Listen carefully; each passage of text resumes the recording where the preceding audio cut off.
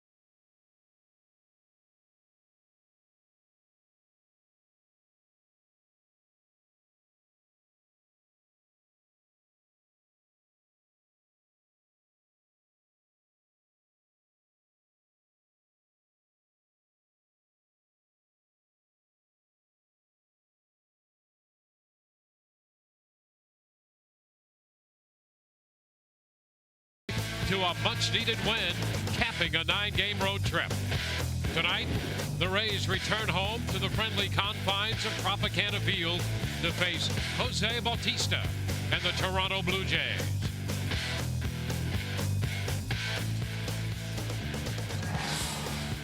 We welcome you inside Tropicana Field for Game 1 of this series. First game of a 10-game homestand.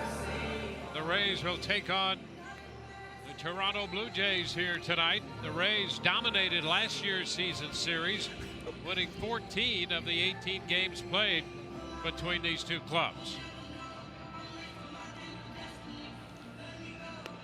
Take a look at John Gibbons' starting lineup for the Blue Jays. Brent Laurie back in the lineup, leading it off, followed by Melky Cabrera. Jose Bautista hits third. Edwin Encarnacion at first, the cleanup hitter. Adam Lind, the DH. Colby Rasmus is in center field. Myceris Sturis is at second. Henry Blanco will do the catching. He'll hit eighth tonight. And Yunonori Kawasaki is the shortstop, hitting out of the ninth spot. Well, Jeremy Hellickson will be making his 7th start tonight for the Rays. 1-2 record, 4.71 earned run average. He has faced this Blue Jay ball club 6 times. Very, very good 2.89 earned run average. And actually here at Tropicana Field in a couple of starts, 1.38. You're going to see a very motivated Jeremy Hellickson. He's been hard on himself over his last 2 starts. Said, I just need to make better pitches, and I think you're going to see that tonight. Now let's take a look at the defense as it lines up for Jeremy in the outfield. Left to right, Johnson, Jennings, and Fold. Across the infield, third to first, Evan Longoria, Sean Rodriguez, Ryan Roberts, and James Loney. Jose Molina will be behind the plate. Joe Madden's club not only winning last year's season series handily, but they've won 17 consecutive completed home series over the Blue Jays. 16 here at the Trop, and the one back in 2008. They won over them when they went over to Disney's Wide World of Sports and played a series there, and the Rays won that one. Jeremy Hellickson all set to go to work. And Laurie stepping in. And the first pitch of tonight's game is a strike ball. First pitch presented by Pinch a Penny. So we're underway.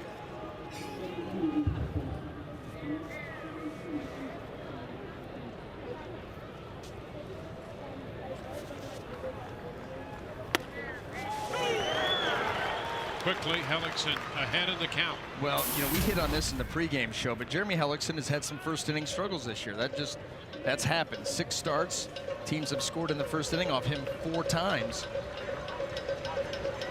He's given up 8 runs. Of the 19 earned runs he's allowed, 8 have come in the first inning. And when you come down, when you see those struggles early in a ball game, 2 things come to mind. Is the guy prepared? Does he have a game plan? Or is he not executing his pitches properly? And I think in the case of Jeremy Hellickson, it has been the case of execution. You know that he's prepared coming into the start. It's about execution. And how about those pitches that he just made to Laurie right there? In and out. Strikes him out with a fastball. Here's the breakout first inning. And then the second and beyond. You know, and that's not all too uncommon. You know, you see that a lot, especially with finesse pitchers, where you're going out there, you're not able to blow people away, so you've got to be pretty spot on with your command early on. And sometimes when you're not, you give up some first inning runs, you get into the flow of the game, and then you settle down. I don't think it's an overriding problem for Jeremy. I don't think it's going to continue to be, but it's certainly something to keep an eye on. Cabrera bounces it foul, the switch hitting outfielder. And the thing too is, when you're aware of it, like Jeremy is, there are things that you can do to try to improve upon that, whether it's in the bullpen or just, you know, the concentration level goes through the roof in that first inning and you lock it in a little bit quicker.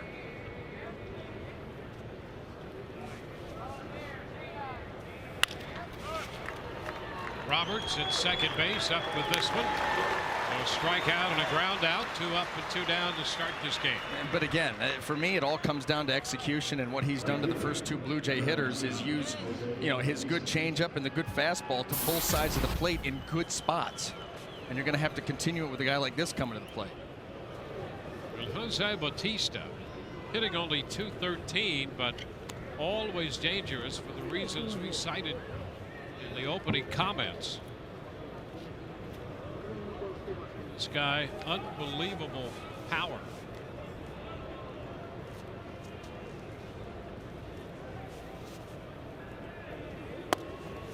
And that first pitch is a strike. Well, and you understand Jeremy going in there on Jose to start him off. Look where he's at in the batter's box. That back foot, he is right on top of the plate. That's how he's able to get such great plate coverage. Ooh. And that breaking ball almost broke right over. Had him pulling away from the plate. Yeah, buckled him, and that almost did find its way into the strike zone.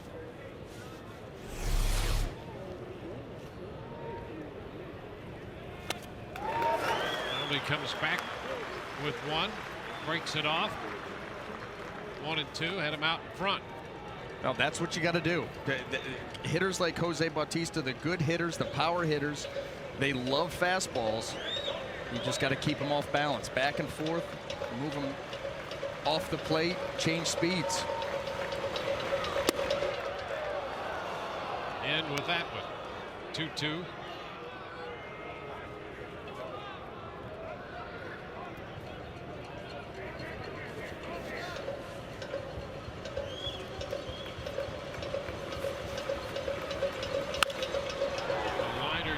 The bullpen. The count holds at 2-2 with the count changing. So did the Rays' defensive deployment. Roberts at second base when the count even. Moved to the shortstop side of the bag.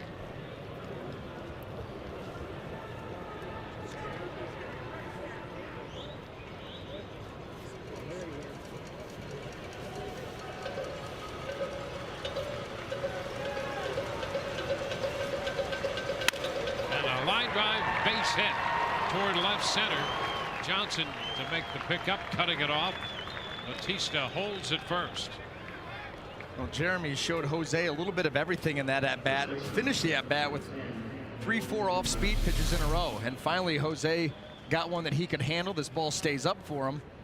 And really, at the end of the day, you're fortunate that's just a single, because that ball kind of rolled there into the zone up around the belt.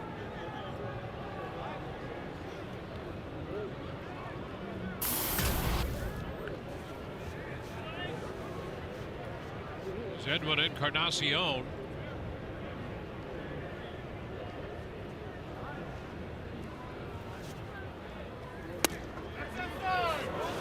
Pitch, a fastball just missed.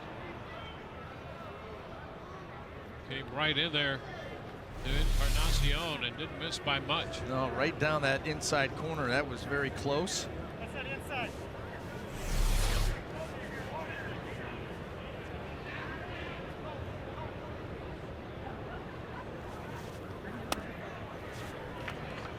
2-0. I'm sorry, I didn't realize. Next time we'll check. Mike Everett chatting with the Rays dugout there. They had asked him about the location of that first pitch, and he had yelled over there saying that it was inside. And after ball 2, that conversation continued.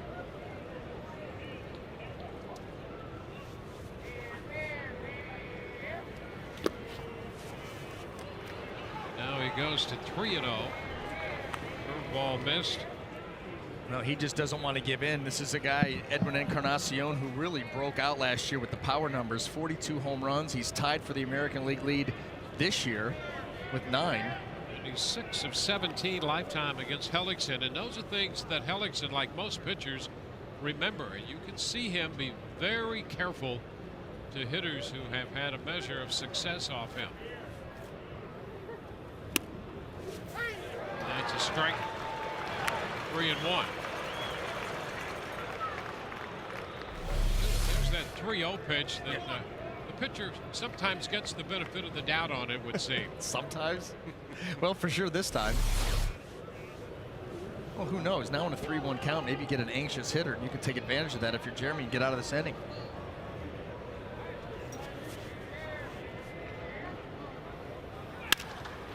Ground ball to short. Gave him a fastball there, and Rodriguez with the toss to Roberts. They leave Bautista aboard. No score. Bottom of the first coming.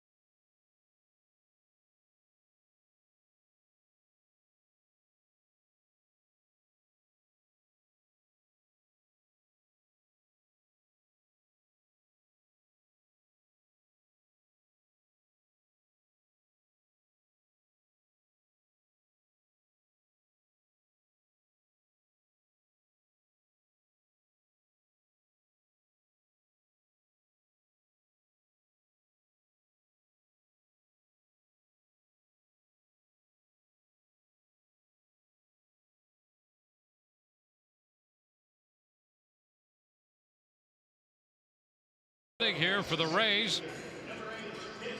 Take a look at the rest of the lineup. Put together by Joe Madney as Kelly Johnson hitting second and Ryan Roberts up in the third spot tonight. Longoria, Loney, and Rodriguez down the middle with Luke Scott, the DH, Molina, and Bull building out the lineup. Mark Burley ready to go. He will waste little time out there. And he throws first pitch for a strike.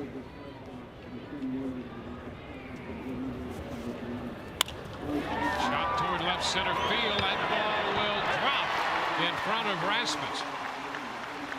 The ball hung up there for a while, and I thought for a moment Rasmus might get there, but he decided to play it safe. Yeah, I think that's a ball that actually well, not easily, but that could have been caught. This ball kind of hangs up. Perfectly placed. You see Rasmus was running almost straight across, not really going to the baseball. And by the time he took a little stutter step going back in, then decided to pull up and let that ball drop. Good start here for the Rays. It's Kelly Johnson, formerly with this Toronto ball club. Takes a strike on the corner. Well, this is an interesting matchup here. Mark Burley very good at controlling the running game, and Desmond Jennings, good base stealer. And a move over there, and he picked him off. Well, that's his second pickoff of the year, and he's not the first guy Burley has picked off. In fact, for his career, Burley has picked off more base runners than have stolen bases against him, almost 2-to-1. Ground ball through the right side, and there's a base hit for Kelly Johnson. I mean, that's an incredible accomplishment over the period of a career. There've only been 54 stolen bases lifetime given up while Burley's on the mound, and this is his 91st straight pickoff. Well, he looks exactly the same when he comes to the plate, and you see Desmond. Look at Desmond, doesn't even have a lead. He doesn't even have a lead. That's the respect that move brings, and he still gets picked off.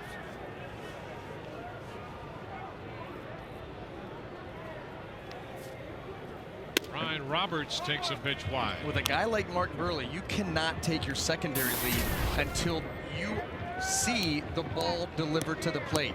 If you take it early, you're going to be in big trouble. And we just saw an example of that with Desmond. A 1-1 count. And that's why it's so difficult to steal off him. And like you said, you go back, his stolen base high was 8 in 2005 for the season. That's it. Yeah, and in 3 separate seasons, he's picked off base runners in double figures. Picked off 10 base runners in 04 and 06 and 11 in 2010. Well, it's such a weapon. Such a weapon. And especially now that teams are starting to incorporate the stolen base more and more. It's a part of the game that he controls before it starts. Roberts checked in the nick of time, says Marty Foster.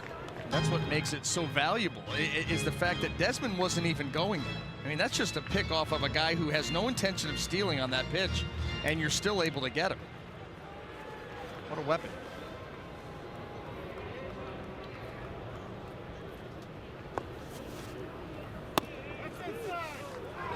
And we're going to go to 3-2. Full count here to Roberts.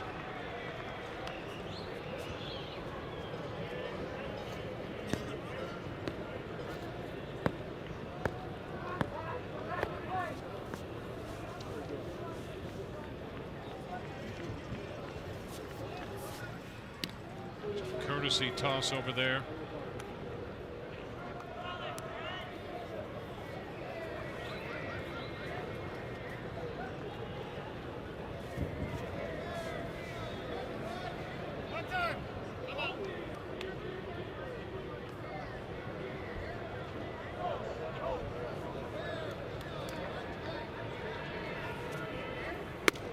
And ball 4. 2-minute board. Let's take a quick look at the Blue Jay defense as it lines up behind Mark Burley. left to right in the outfield, Melky Cabrera, Colby Rasmus, and Jose Bautista. Across the infield, third to first, Brett Laurie, Munenori Kawasaki, Maiciras Turris, and Edwin Encarnacion. Henry Blanco will be behind the plate. What is it? Is this Henry Blanco's, what, 29th year in the big leagues? It only seems that way. I doesn't mean, it? my goodness. Yep. I was wondering if it was the same Henry Blanco. I'm like, it cannot be him. Evan Longoria popping it up. Infield pop there. It's handled by Asturias, the second baseman, for the second out. And Blanco has been catching R.A. Dickey exclusively, but gets a start tonight catching Mark Burley.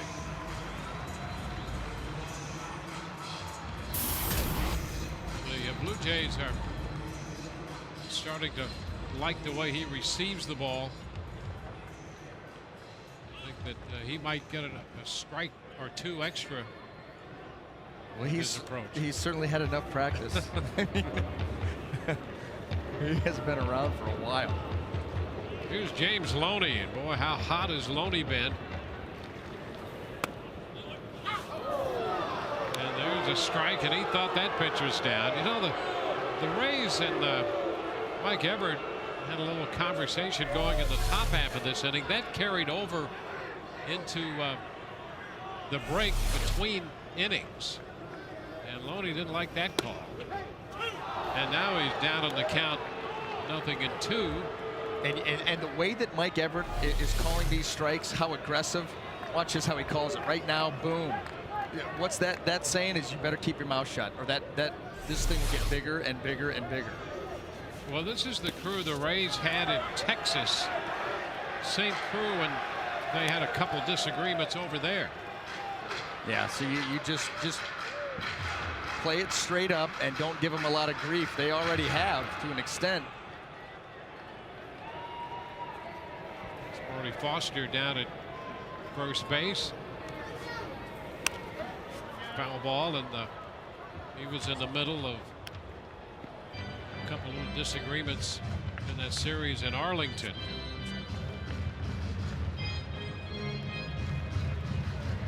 Scott Berry at second. Tim Wilkie's umpiring over at third, with Mike Everett behind the plate.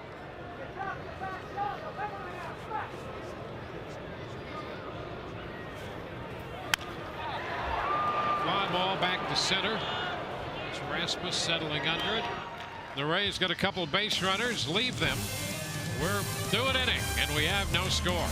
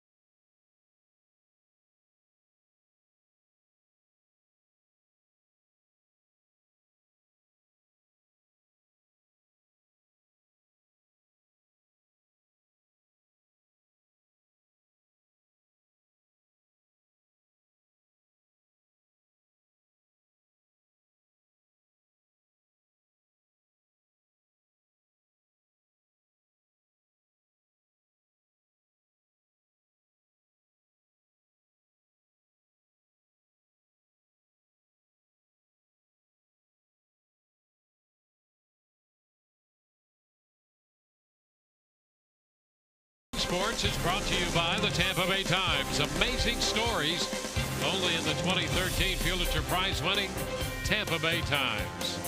And by Toyota. Let's go places. Well, we're through an inning here. The Rays would like to see this thing settle in a little bit.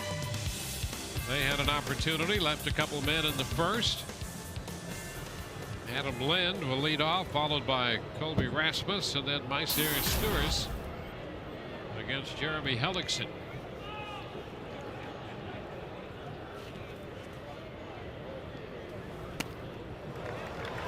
He's out front, breaking ball. He missed it. Strike one. One thing about those conversations with umpires, there's a real art to getting your point across and then going forward. You don't want those things to linger. 2-2, just saying human nature being what it is. That's right. These guys are professionals. They do a great job, and there's a lot of credibility in that. But humans being humans, that's the condition in which we live. And you just don't want to create a scenario where you wonder, is this because Yeah. Just don't even want to go there. No, it's a no-win. It's a no-win.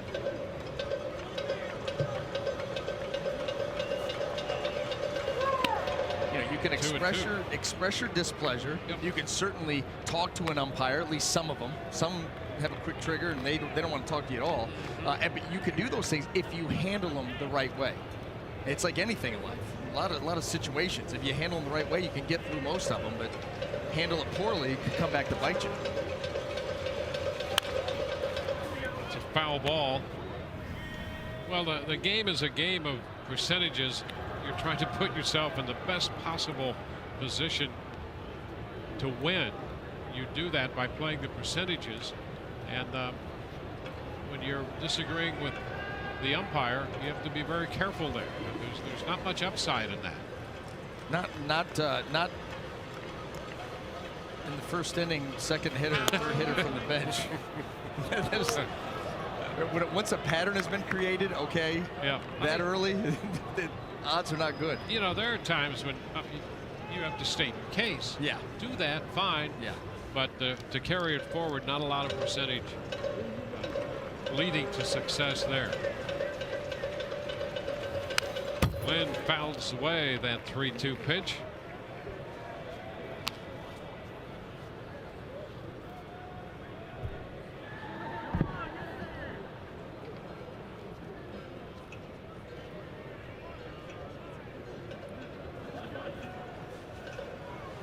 Hellickson made 17 pitches in the first. Full count to Lynn. And he got it. Strike 3 called. And now Lynn takes a little look back at Mike Everett and slowly departs the plate area. Well, this may be for both teams because this looks like a good fastball from Jeremy Hellickson, but a fastball off the plate nonetheless. It's close. It would look like it went right down the right-handed batter's box, right down that chalk line, and it did.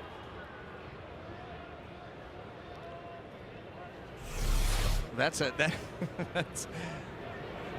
tough pitch to cover. There's Colby Rasmus. And there's a strike. Started wide. It broke over. Well, the little disagreement the Rays had with this crew in Texas had Marty Foster behind the plate and Mike Everett down at third.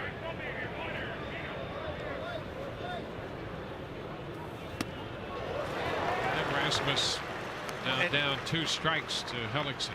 And here's the thing, if this is going to be the structured strike zone as a pitcher, you got to know that and try to exploit it. Live out there just like that. That pitch right there by Jeremy forced the swing from Rasmus on a ball that was off the plate. Now you've found an insight. Play with those edges. 1 ball, 2 strikes.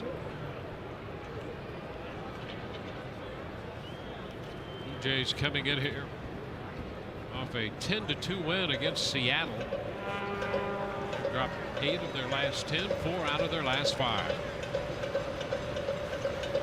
And the 1-2. Too far wide with a fastball. That's what he's trying to do. The last 2 Why pitches, not? that's exactly what he's trying to do, is say, listen, if I get 3 inches off the plate, I'm going to try to take it. And they just sailed on it.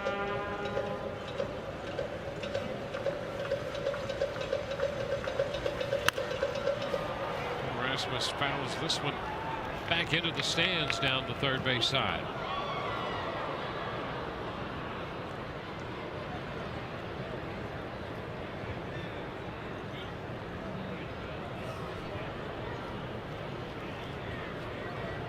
That's why you bring the glove.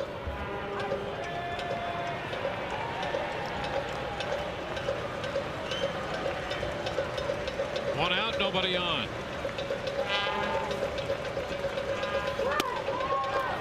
And the count is full. Well, this is the third consecutive 3-ball count Hellickson has had. He went 3-1 on Encarnacion in the first.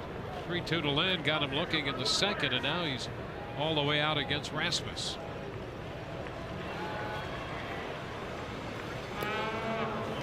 And that pitch is down. And just for the sake of history, let's go back to Arlington, Texas, when the Rays had something going in that 9th inning, and Zobrist thought he'd drawn the walk there.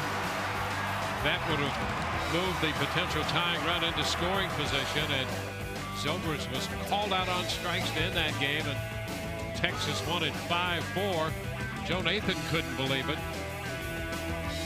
So that's where some of tonight comes from. Well, I will say this, though, to Marty Foster's credit, he came out and apologized to Joe Madden personally. And it takes a big man to admit when Sure he's wrong, does. Dwayne. Yep. And I am not a big man. But we're all individually working on that. Listen, it's a All of process. us. It's a process with the Rays. That's right. Stick to the process. That's what counts. Results will eventually be there. Rasmus back in at first. One can only hope. Strike the count to Mr. Burles.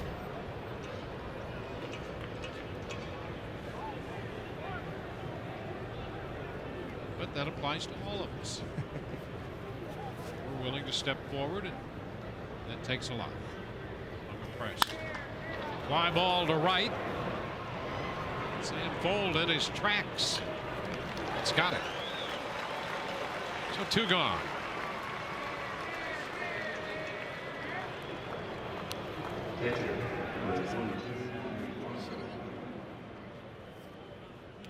Here's the catcher, Henry Blanco.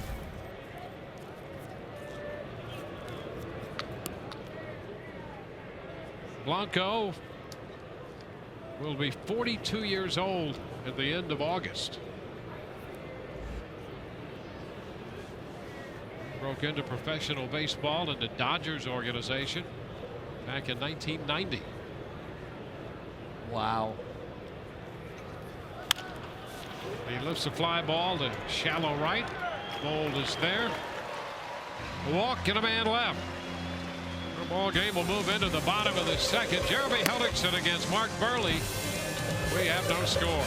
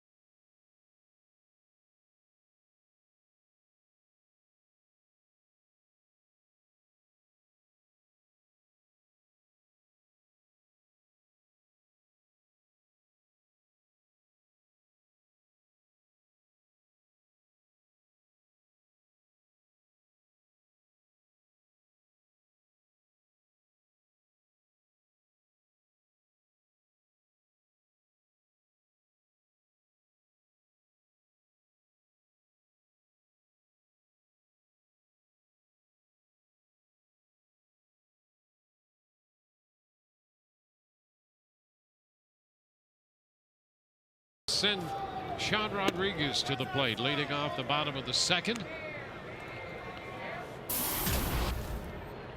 Left-hander Mark Burley on the hill. 1-1.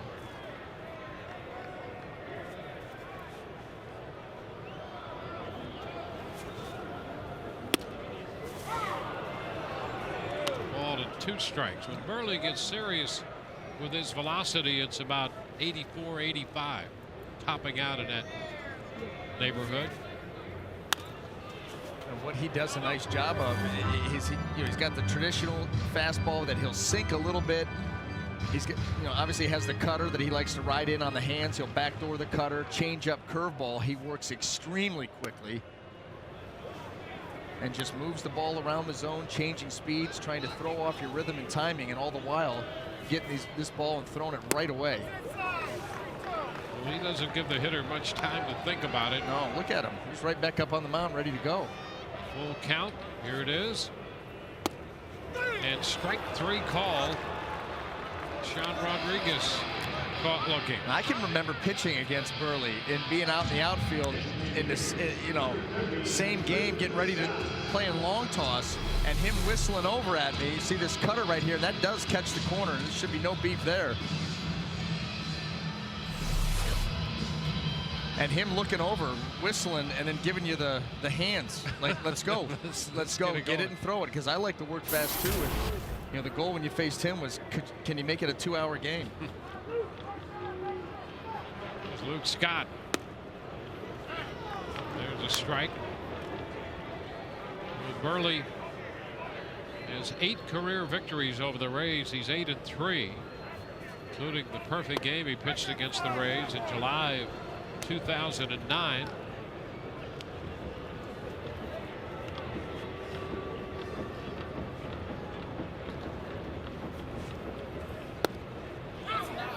And a strike over the inside part of the plate. Scott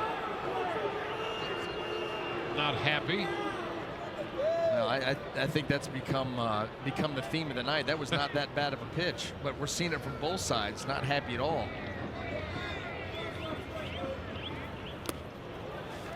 This one is down.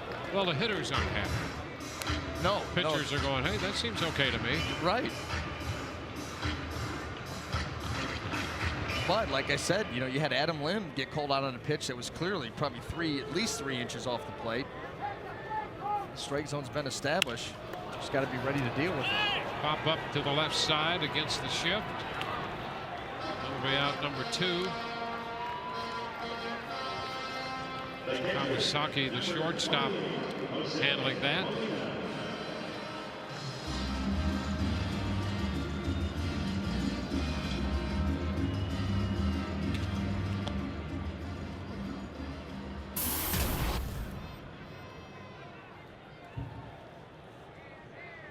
Here's Jose Molina. Molina shortened on the bat, took the pitch for a ball. Molina is a guy in the Rays lineup who's had a good measure of success against Burley. He's 10 out of 27 overall in his career against him. That includes some postseason play.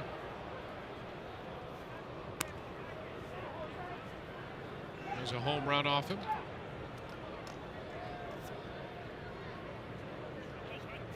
1-1 to count. Jose taking his time getting back in the box, trying to slow Burley and his rhythm down a little bit. Chops it to short. Kawasaki's throw. 1-2-3. Well, game moves into the third. No score.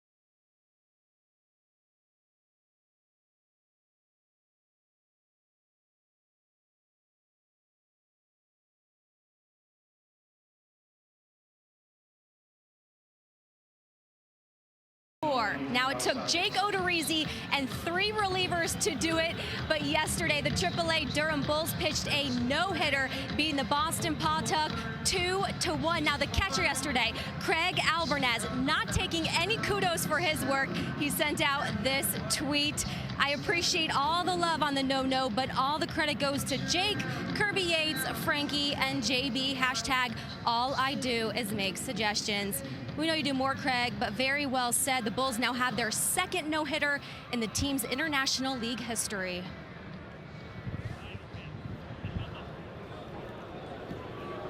Well, that's good news from AAA. That Odorizzi coming over in that deal with Kansas City. Kawasaki leading off. Shortens on the bat. The pitch is a strike. In our stop in Kansas City, had a chance to talk with some of the folks who had seen him pitch in their system. And of course, Myers, the key figure in that deal, but there are a lot of people over there who had good things to say about Joe Odorizzi. 2 quick strikes here to Kawasaki. That's Hellickson out in front.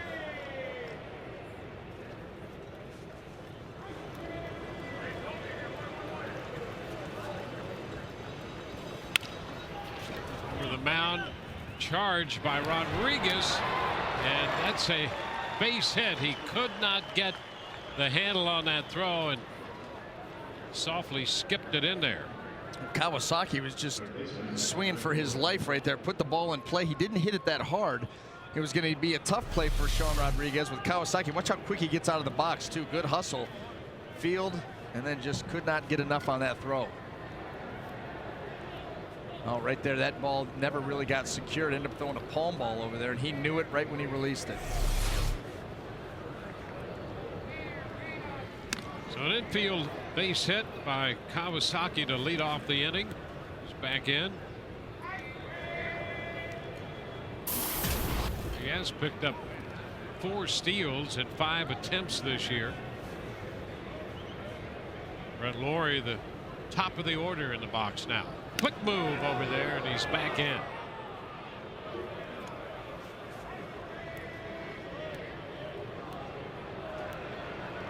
Kawasaki, the shortstop now that Jose Reyes sustained that left ankle injury.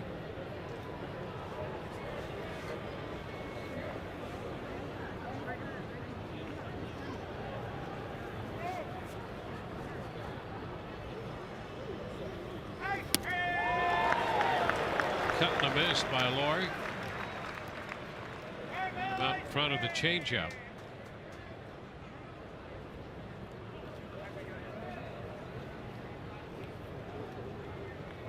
We're 0 for 10 lifetime against Hellickson, including the strikeout tonight.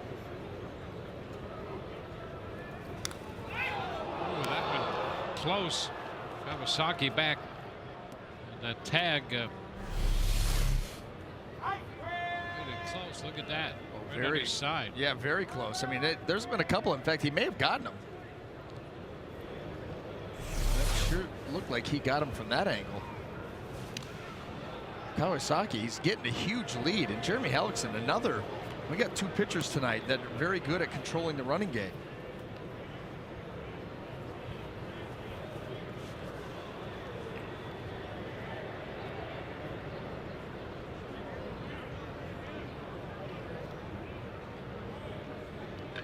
One pitch made to the hitter Lawrie so far. And a ground ball to third. Longoria to Roberts, 1 and over to first. 5-4-3 on the double play.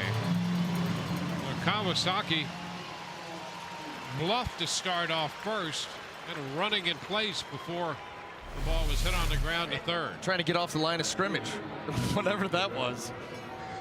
Oh my goodness. Even on that play, I mean, Munenori Kawasaki has some spastic in him.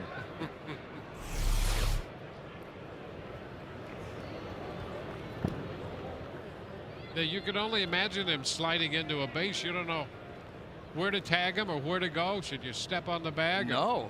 Tackle him or what? Sharp, sudden movements, even on the ground ball. And the circle change that he threw over to first. Getting ready to play tonight. Melky Cabrera looks at a breaking ball to start this sequence of pitches for a strike.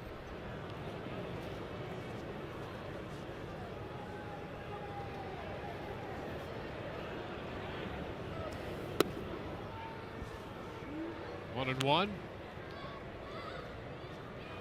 Well, at this point in the year, the Rays are averaging 4.37 runs a game, and the Blue Jays 3.6 runs a game. When you look what this team did in the offseason, and they were almost universally crowned winners of the East. A lot of people saying they're going to go to the World Series. And boy, they have gotten off to a very flat start all around. Pitching, the hitting, the defense has not been good. Cabrera's ahead of Hellickson 3-1, and they have started to hear some booing in their home ballpark. Well, the expectations that they had coming into camp from all the aggressive offseason moves to be 10 games under, 31 games in, you can't believe it's taken this long. Well, they are 7-12 at home this year. Shot beneath the mid of Loney and into right for a base hit. Cabrera 3-1, hit that ball very hard to get it by Loney. That's going to bring up Jose Bautista, and our lows never stop improving. Well, Bautista, look at this, since 2010, home runs and at bat ratio. I mean, that's a significant difference between Bautista and Stanton. Well, look at that snapshot of him getting ready to swing. That doesn't look like a guy looking for singles. And that's the big part of his success, the secret, if you will. Wayne Murphy, who's coaching first, but Cito Gaston was over there, instituted that swing like you mean it approach. Murphy had carried that along. This foul, broke his bat on that line drive. Foul, strike one. Let me ask you this, Dwayne. Let's go back and do a little detective work.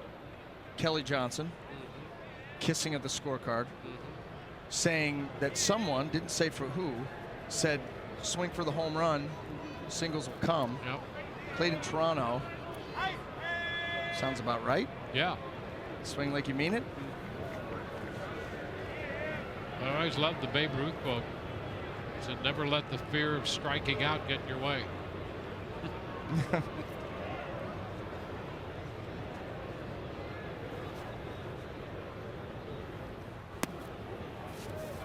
One and one.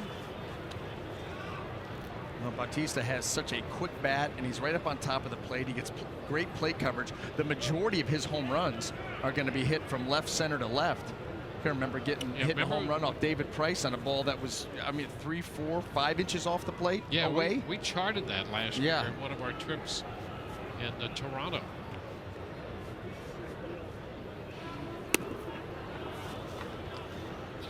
Two and one. You know, it would seem to me, and I mean, you've been your living figuring out hitters.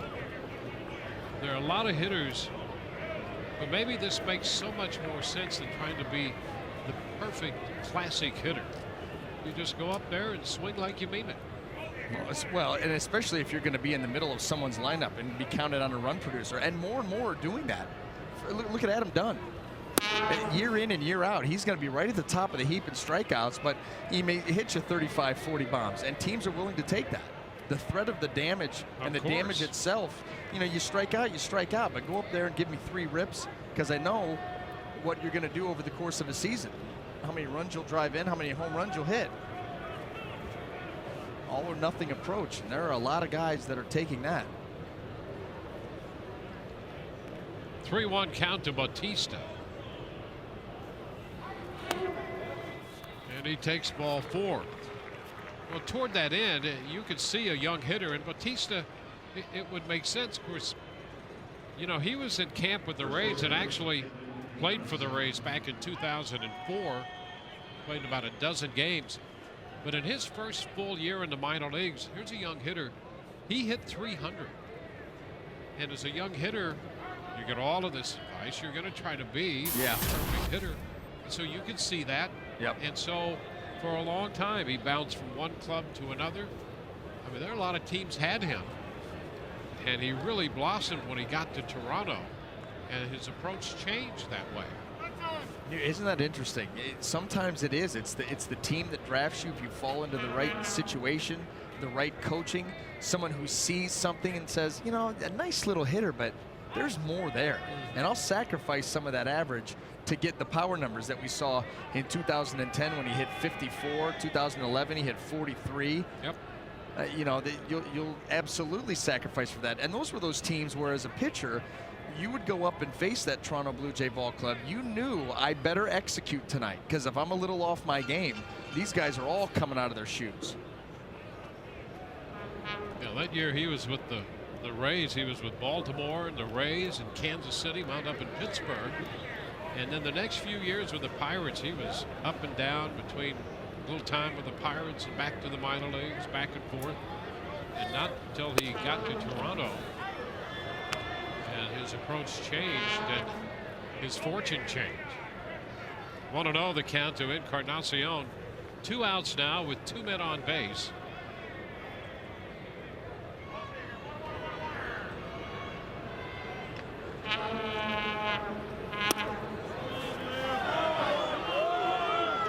It's a 2-ball, no strike count. You know, you talked about it in his first at bat, some success for Encarnacion off Hellickson, and now a couple of runners aboard, a 2-0 count. See if Jeremy challenges him or continues to try to bait him into going outside the zone. He takes a big cut at the fastball, pops it up foul.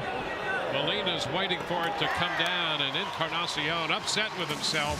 He thought he had a pitch to drive. Bottom of the third coming, no score.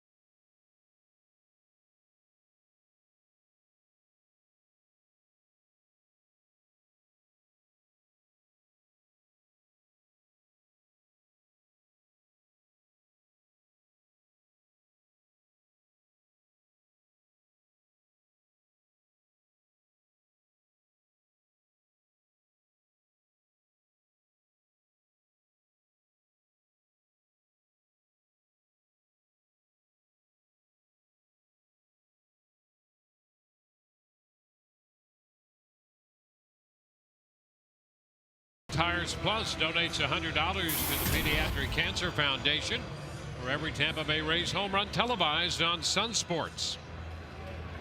Sam Fuld will open the bottom of the third, and he takes a strike. Burley is ready to go, faster than anybody else.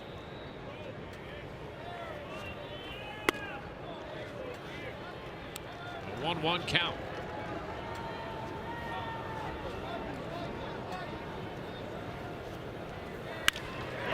There's a base hit the other way. Rasmus and to left center field to make the pickup. Sam Fuld not biting after being stood up with that fastball in off the plate. Burley tries to go away from him with the cutter, and Sam goes right out there after it. Nice job. It's exactly what Burley wants to do. He throws that fastball in off the plate to lefties and then follows it with that. He wants you to reach roll that pitch over, and Sam went out there and shot it the other way. Pay attention down there at first. Desmond Jennings, that's for sure. Desmond will vouch for that. Picked off after he singled in the first.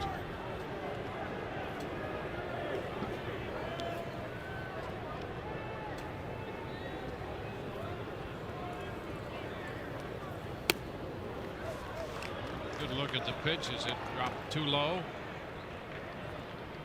2-0.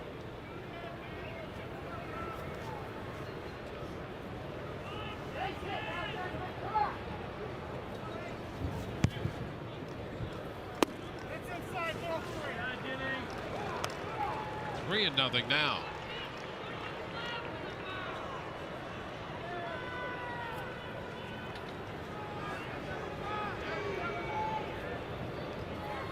And ball 4. That's going to put the first 2 men on. The Rays with 2 base runners, both with good speed, on a base hit and a walk.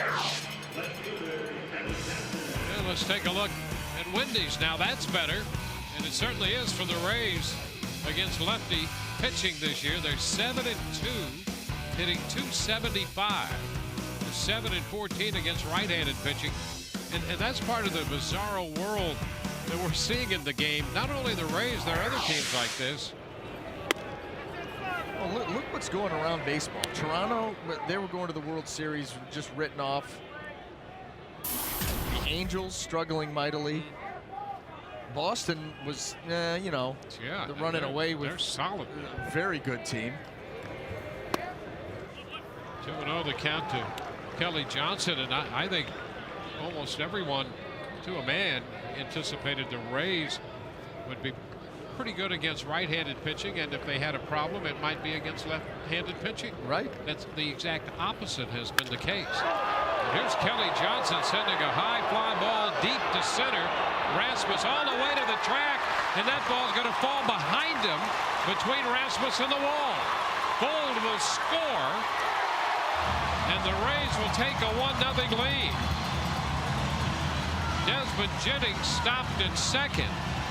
Kelly Johnson hit that one a ton to center field, and I think we're gonna try to figure out if that ball maybe hits something back there, because if it hits the back ring, that's a home run. And that ball kept carrying. Rasmus kept going back and back and back. And they're going to review this. Rasmus really sort of gave up on the ball. He either lost it or thought it was going to carry out, and suddenly it fell behind Rasmus, between him and the fence. It's going to be difficult to see if we can ascertain anything here.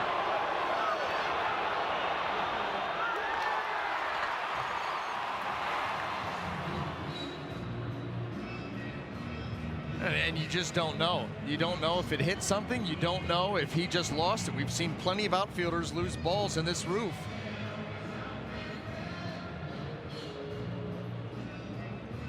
Well, when you look at his eyes, the way he's tracking the ball. If he's tracking it. Yeah. Those eyes are going up, but who knows if he's tracking it. I think he anticipated that the ball was going to carry over the fence and was surprised when it came down behind him. But that's not definitive.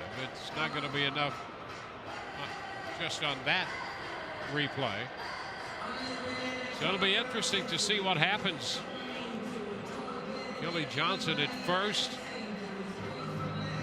And Jennings stopped at second.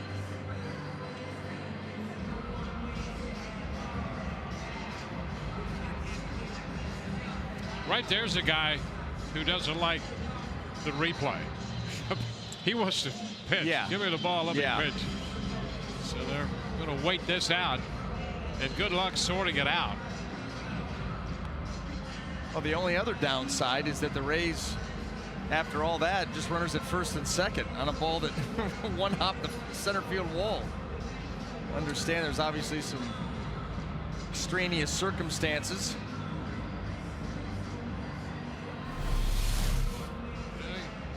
Take a look at reaction of Colby Rasmus. Well, and you wonder too if he was stopping there because he thought he was going to catch it there. You know, if he was thinking home run, why stop that short?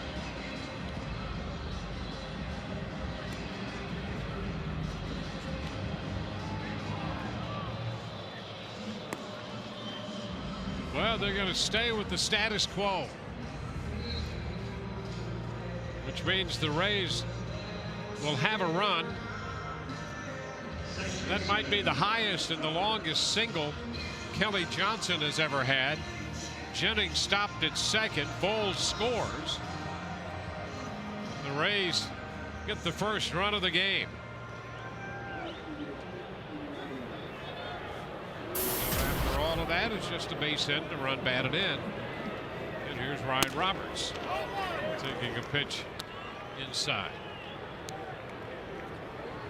The first three men have reached base now. Cole crossing the plate.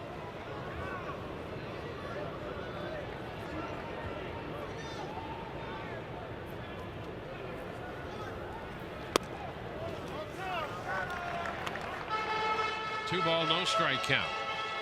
To overrule what had happened, it's got to be definitive. Yeah. And there was nothing that we could tell from our replay. And that's right. That's the thing. It's not saying it didn't hit it. Just saying can't tell. 2-1 to Roberts.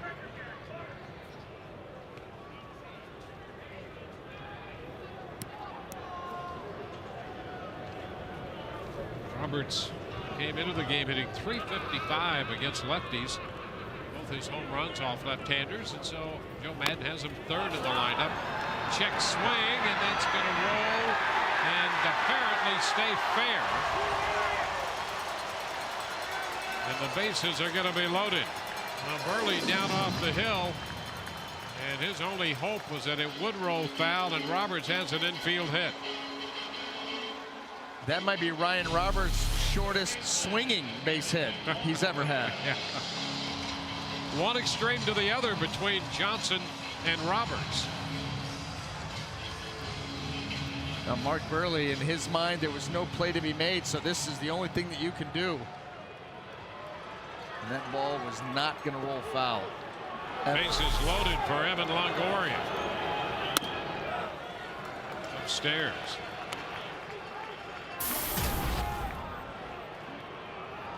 Fastball at 86 from Burley.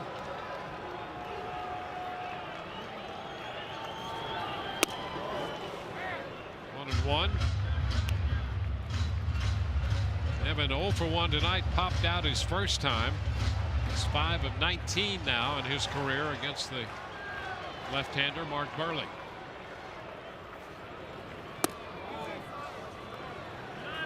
Two balls and a strike. The Rays with a chance for a big inning. A run home, bases loaded, and nobody out.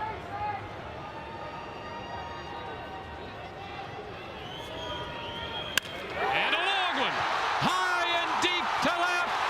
Grand slam home run for Evan Longoria.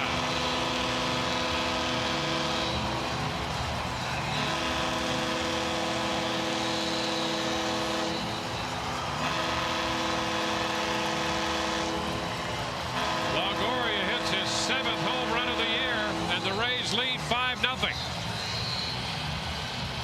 Well, Evan very patient off the quick working Mark Burley. Gets the count in his favor. Boy, he got a pitch out over the plate, and did he come unglued.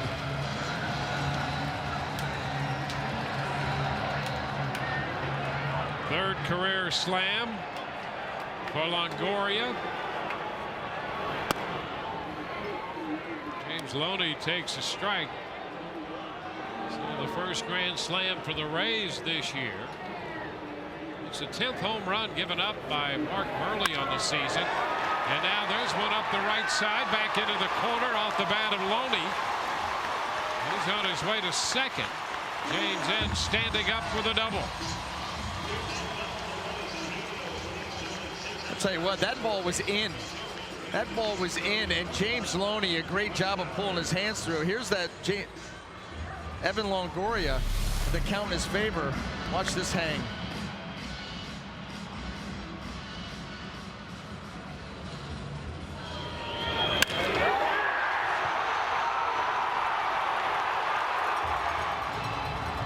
It sure looked like he was anticipating that cutter in close to him. And Evan sent it out of here. The Rays have scored 5. Still nobody out. Now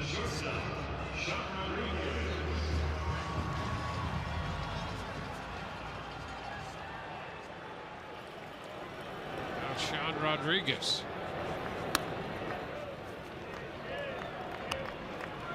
Ball, no strikes. You know, Longoria, when he hits the ball, he gets such great carry.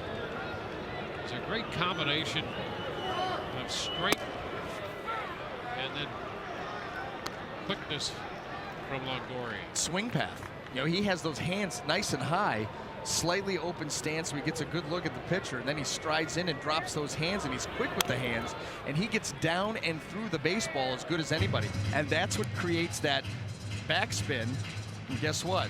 The backspin leads to the carry.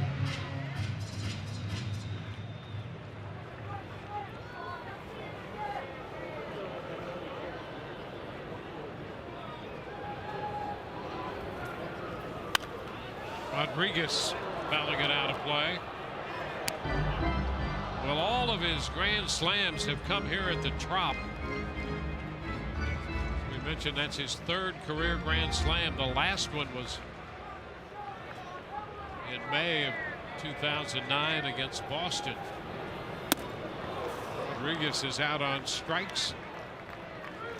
So that's the first out of the inning. His first career grand slam, speaking of Longoria, was off Roy Halladay, and that came against the Blue Jays when Halladay was pitching for Toronto, and that came in July of 2008.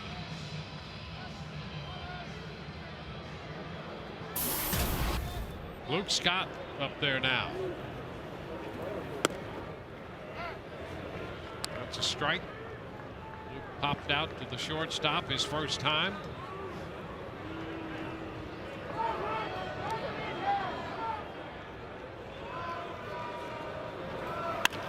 Now Scott puts a charge into one.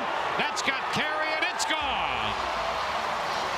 2-run home run for Luke Scott, and the Rays put up a big inning here in the 3rd. That makes it 7-0.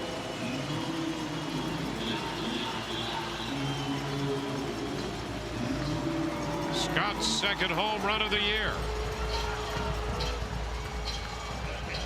Now this was a breaking ball that just didn't get to its spot.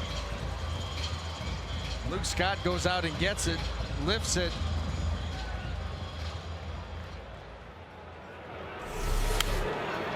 Molina rolls it to the shortstop. Iwasaki's throw is in time, and so for the 2nd straight time, Molina is out of there. Well, Burley now has given up 11 home runs for the year, and you can see the ratio of home runs per 9 innings. It's 3rd in the majors, and that's something that you don't necessarily want to lead the league in, as he does now in the American League.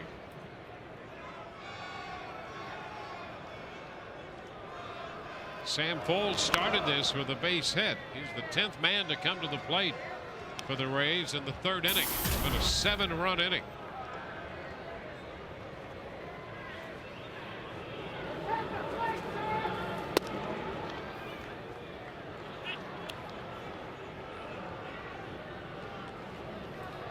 So suddenly a very big lead for Hellickson.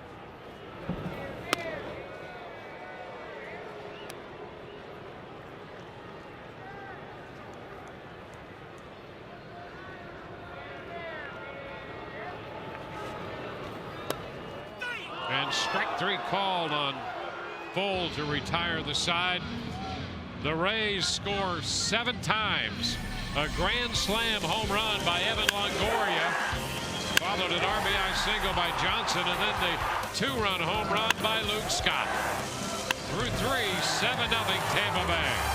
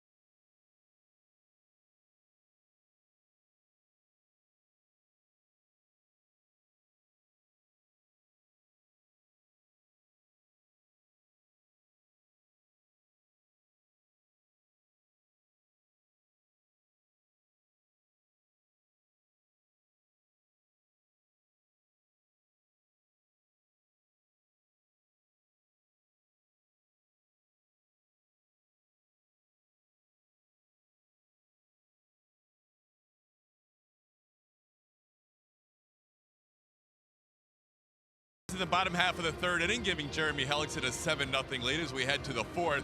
Now, one thing you can always count on with Hellickson is his consistency start to start, but Jeremy said that's been missing a little bit this year. I haven't been as consistent as I want.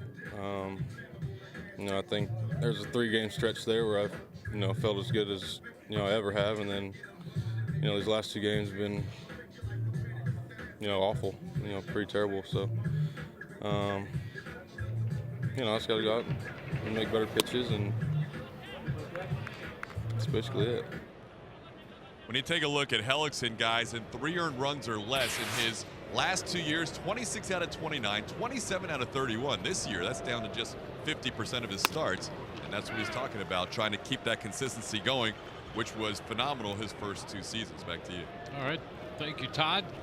Well, those are all telling points right there, particularly with Hellickson coming into this game 1-2 with a 471. And he was pretty frank about all that. He has Lynn out in front. Interestingly enough, though, even this game, through the first 3 innings, when it comes to first pitch strikes, he was good. 11 out of 13 hitters, but still had made over 50 pitches in that stretch. Ahead of Lynn. Lynn up the right side, fair. Bold keeps it out of the corner, and he's going to hold Lynn to a base hit. Nice job by Sam Fold getting over there toward the right field corner. Yeah, good hustle. That had double written all over it off the bat. Sam Fold cuts it off and then makes a nice throw, nice strong throw into second base.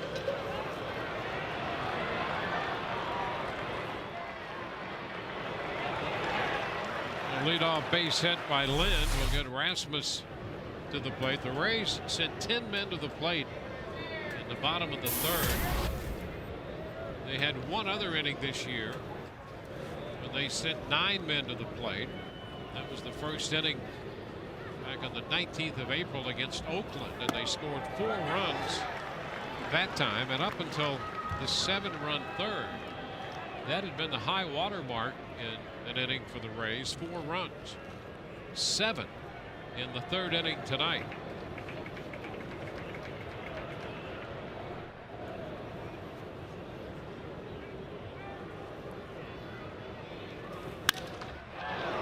Rasmus sends one deep to center. It sends Jennings to the wall, and it is gone. Jennings trying to time up his leap out there, and Rasmus hits it out of here to dead center to make it 7-2.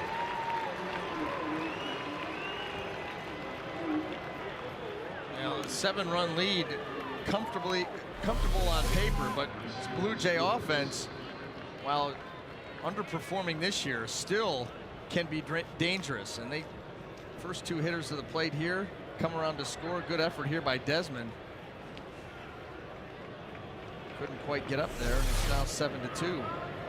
That's exactly where Rasmus likes the ball. Likes that ball down and out over the plate. Low ball hitter. The strike to Astures. 5th home run for Rasmus, all coming off right-handers. Rodriguez in short, throws out Astures. You know, Rasmus against right-handed pitching has hit 5 home runs. He had 31 strikeouts in 76 at bats. So it's been feast or famine. Well, you know, it's like anything else at this level. You start to figure out the pitch that a guy can handle, an area that he can handle. And most big league pitchers are good enough to stay out of that area, bring the ball up a little bit, in at the hands. But definitely the pitch that he hit out to center field, that's just about where he wants it all the time. He wants to get extension on that ball down. Got that long uppercut type swing. 1-1 to count to Henry Blanco, the catcher. Boy, good right on right changeup.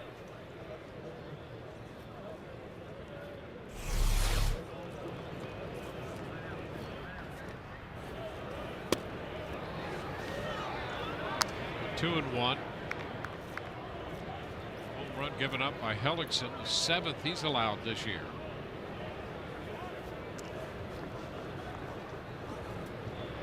Seven have been struck by left-handed hitters.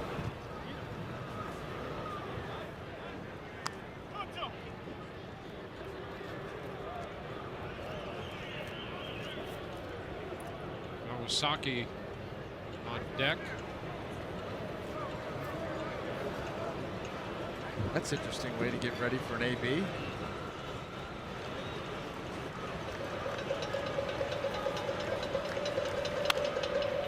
Foul ball into the stands.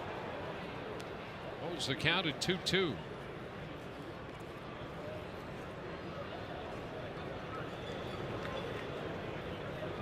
Ball game in the 4th. Hellickson, after his 4th career win against the Blue Jays, 3-2. His first 6 starts against him with a .289. Long go, moves the fly ball shallow center field. So Blanco is out number 2. Kick off those Sunday shoes and catch Kenny Loggins take the stage after the Rays game during 80s night coming up Saturday, May 11th. The Rays take on the Padres, and then Kenny Loggins performs hits including Footloose, Danger Zone, and I'm All Right. For tickets, visit RaysBaseball.com. 2 outs with 2 runs in. The base is empty. Here's Kawasaki. That's a strike. Kawasaki taking a fastball.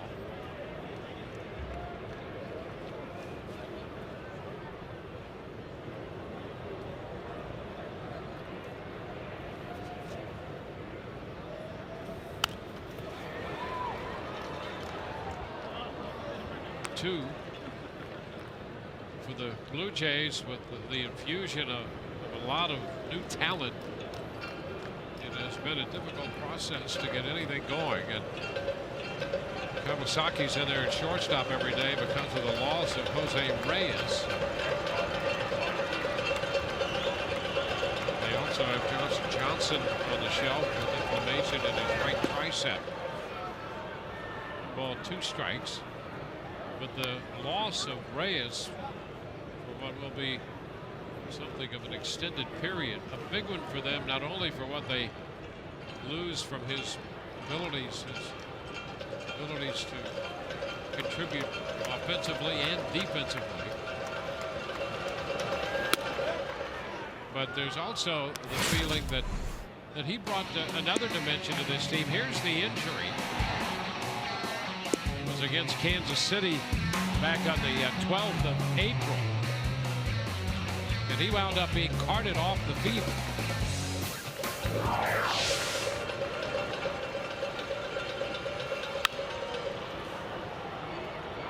Well, there was also a feeling that he carried with him some of the confidence that this team was going to be a special team.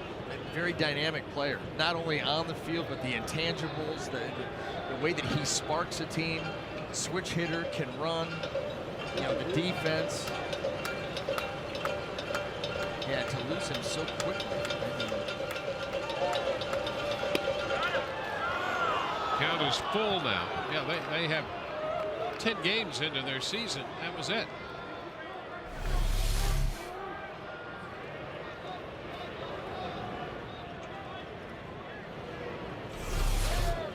See Mike Everett indicate the pitch was in off the plate.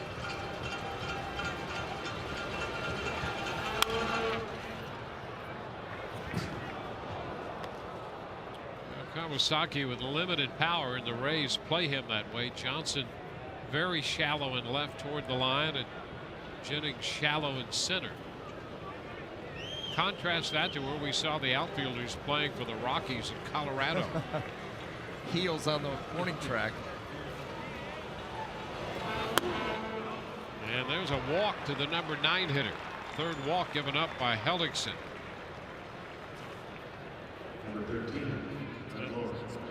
Pitch count is up in the mid-70s now.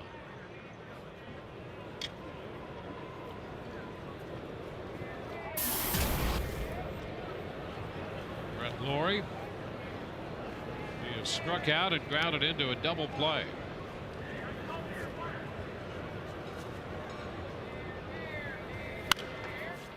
After the first pitch, fouling that one out of play.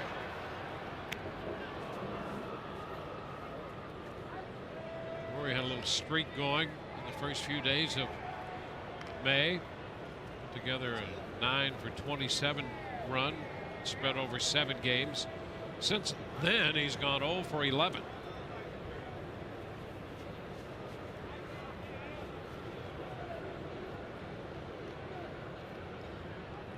Kawasaki off first.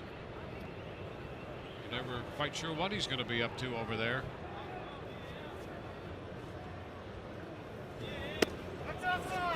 And it's wide. The pitch. 1-1. You know, this is how this pitch count starts to rise as quickly as it does.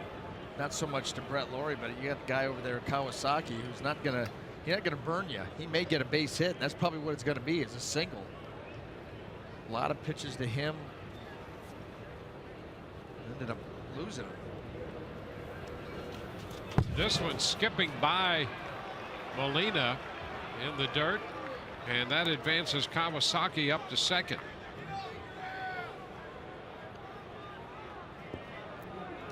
So a wild pitch charge here to Hellickson.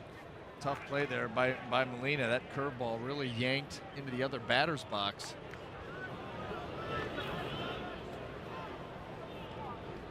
The backhand scoop, didn't get it. Runner in scoring position.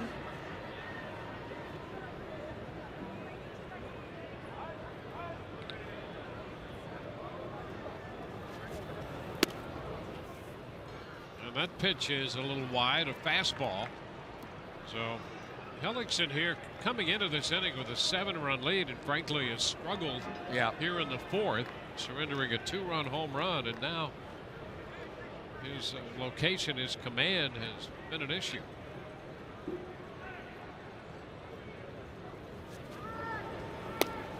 And he loses Lawrie.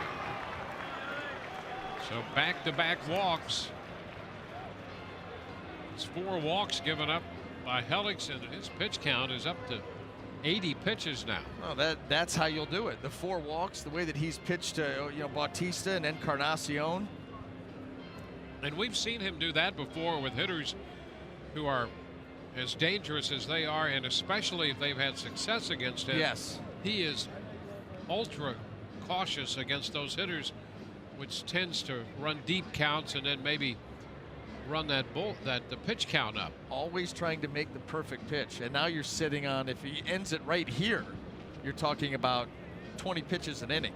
That's another, 5 plus. See how it's really kicked up here in the 4th with 27 already. Yeah, he threw 5 innings in Kansas City, made 91 pitches in that one. Well, he's at 80 right now. Technically through 3 2/3 tonight. And Melky Cabrera will bat. Cabrera 1 for 2. And a base hit into right in the 3rd.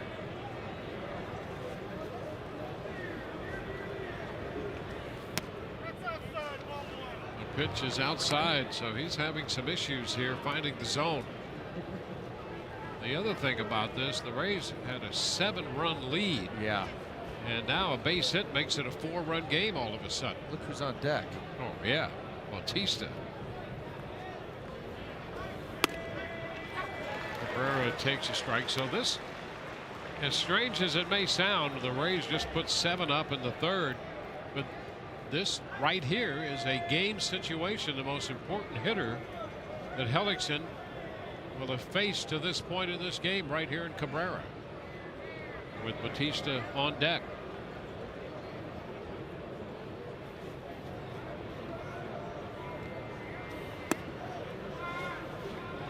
Now it's 2-1. Cabrera 3 out of 6 now lifetime against Hellickson.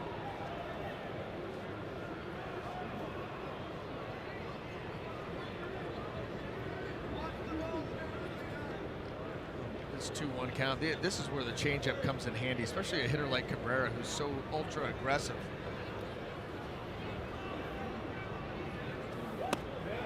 And catches the zone at the knees. Plus you can spot up a fastball like that, 90 miles an hour. This may be the best one that he's thrown in the last couple of innings. Boy, that's just perfectly placed. A 2-2 count to Cabrera.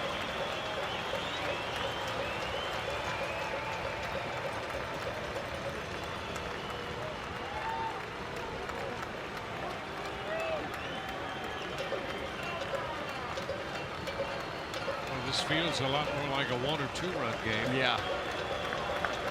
You realize how big these pitches are. 2-2. The count is full. That was the classic case, I think, of you threw a good fastball the previous pitch, and then you try to do a little bit more. Give it a little bit more sink, a little bit more run. Jeremy kind of ran away from that fastball. He got the late tail, but clearly way off the plate.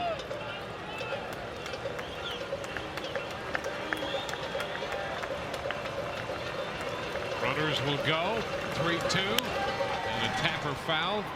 We'll do it again. Doing that 3-2 changeup.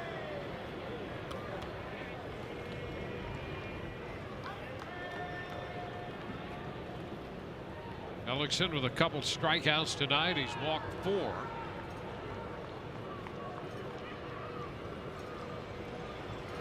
.33 pitches here in the 4th inning for Hellickson.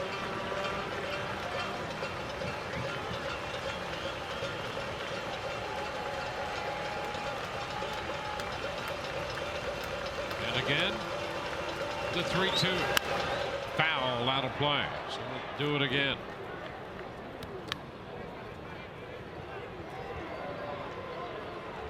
Burley in the bottom of the 3rd inning faced 10 hitters and made 33 pitches.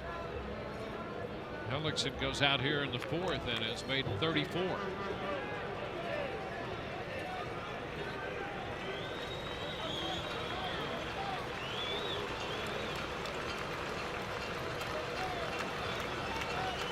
One more time on 3-2, and a base hit up the middle. Kawasaki heads to the plate. He scores. Laurie stops at second. Now it's 7-3. And that base hit will get Bautista to the plate here in the Toronto fourth.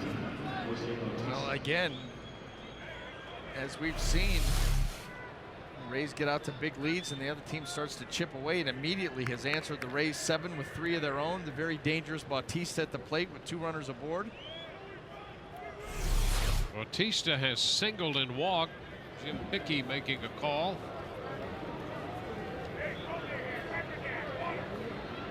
See some stirring in the Rays bullpen. And Bautista looks at a strike. Bautista came into this game 4 out of 11 with a home run off Hellickson, so he's now 5 of 12 against him for his career. Suddenly it's starting to get tense. Ooh, a big cut right there. 0-2. Now that was the pitch to handle. They wanted this away. That ball stayed more middle. Did have some elevation to it. He gets it over the bat of Bautista. Now a little meeting here. You know, you remember Jeremy's last start was against the Kansas City Royals, where the Rays in that ball game had a 5-0 lead going into the bottom of the 3rd inning, and then actually had a 6-1 lead going into the bottom of the 4th. And Kansas City ended up coming back and winning that game. That was a tough loss for the Rays, 9-8. Well, Jake McGee up in the bullpen. Here we are in the 4th inning. Right. And Jake is up.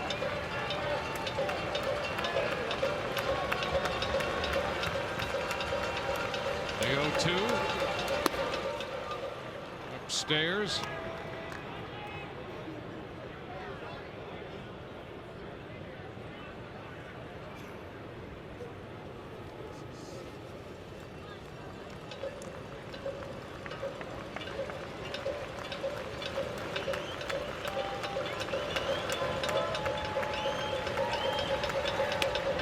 Strike 3 called on the outside corner. Just picking up the edge. Bautista caught looking, and the Rays get out of that after the Blue Jays put 3 up. Big pitch of the game right there.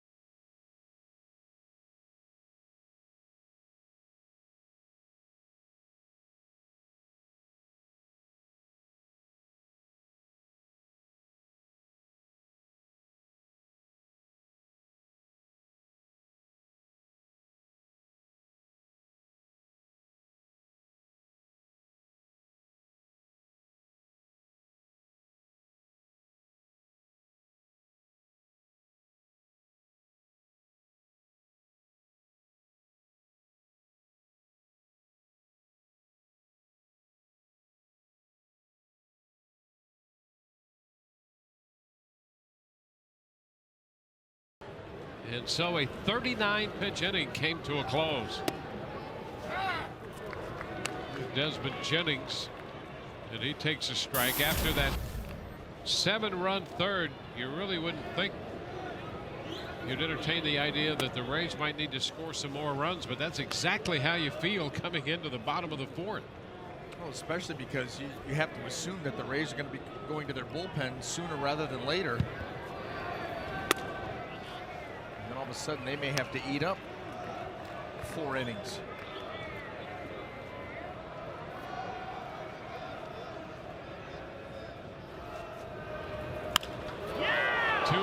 skied to left. Cabrera just in front of the track makes the catch. Well, let's take a look at how Jeremy Hellickson attacked Jose Bautista in that big spot. Good fastball there, gets the call, then the big swing and a miss. Tries to entice him to go up a little bit higher. No bite there. And how about this? Wraps a curveball. Gets the call there by Mike Everett.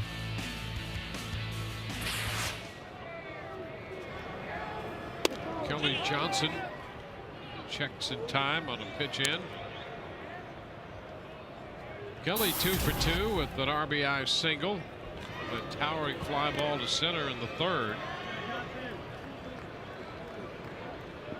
So Mark Burley still out there. He's up to 70 pitches. And it's 2-1.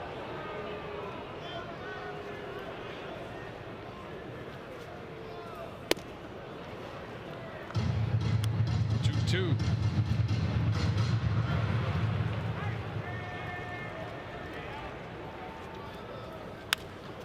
A little soft liner out to the shortstop.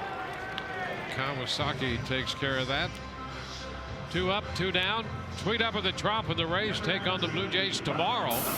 Participate in exclusive contests for prizes such as autographed baseballs, free Rays tickets, and even a chance to throw out the first pitch. Get the special ticket and receive a Tweet Up t-shirt. Visit RaysBaseball.com/special events. Ryan Roberts with the bases empty and 2 outs. Roberts has walked and singled. Count is 1-1.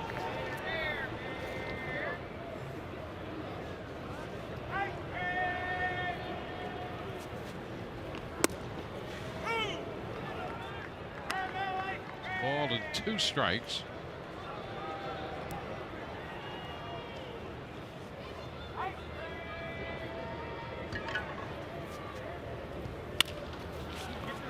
Tap to third. Laurie makes the play, and the Rays are up and down 1-2-3 on the heels of the 7-run third. We're through 4, 7-3 Tampa Bay.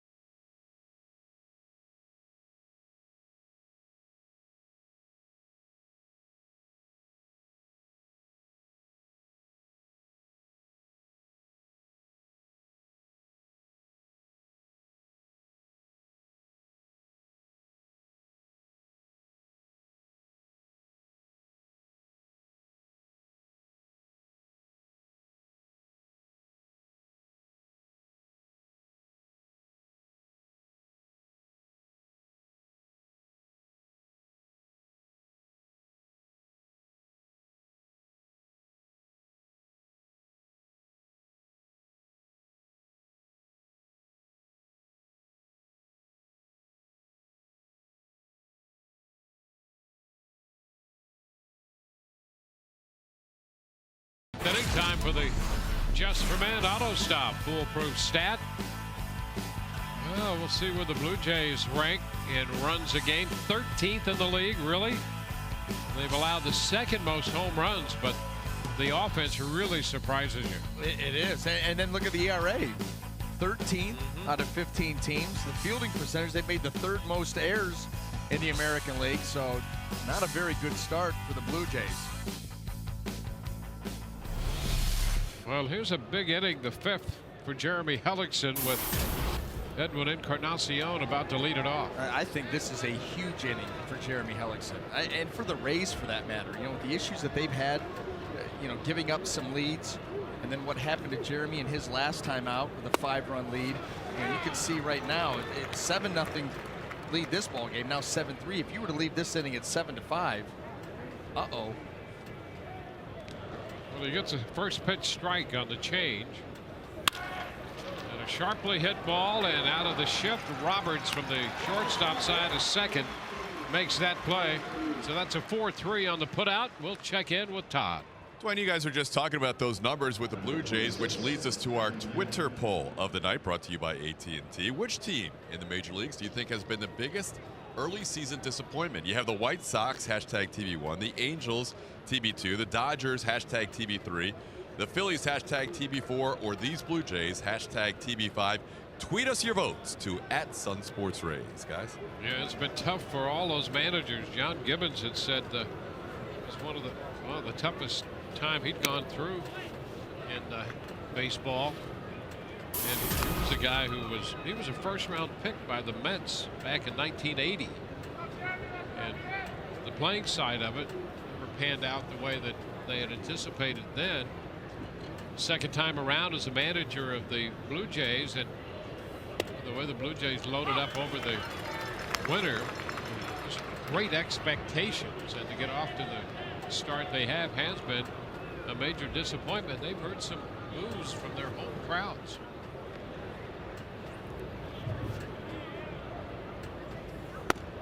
And we talked about how things are just upside down in a lot of different individual players, teams. I mean, how about what's going out in Los Angeles with the Dodgers and the Angels for that matter? But the Dodgers, you know, their payroll, what closing in on $220 million. That team was heavy expectations. Now, not only not playing well, but the injury bug. Glenn back to center. Jennings is back there after it, makes the catch.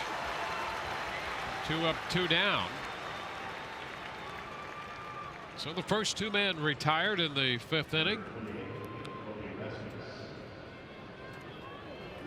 Rasmus, who accounted for 2 of the 3 runs in the 4th inning with his home run. Oakland has scored a run in the 6th on Cleveland. The Indians lead 4-2 in that one. The Indians have hit 4 solo home runs. Asdrubal Cabrera has hit 2. Reynolds and Kipnis each have 1 for the Indians. There's a first pitch strike for Rasmus.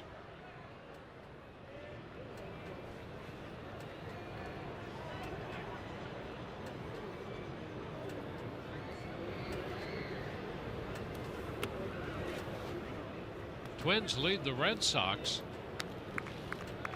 4-1. That's in the top of the 5th. Buchholz on the hill for Boston tonight. Big Papi, since coming off the disabled list, is hitting well over 400. I think he's hitting 440 since being activated.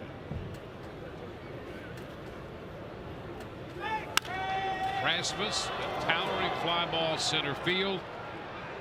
Jennings there waiting. That'll take care of the Blue Jays. 1-2-3, just what Hellickson needed. 7-3 Rays.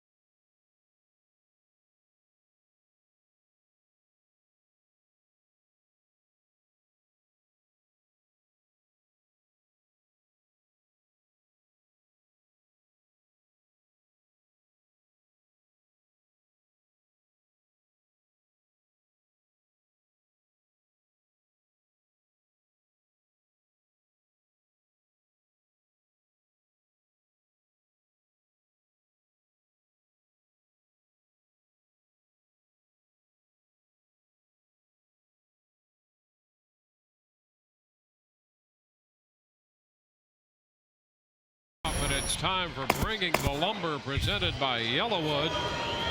Longoria brought the lumber in the third when he hit the grand slam. Third career grand slam for Evan Longoria.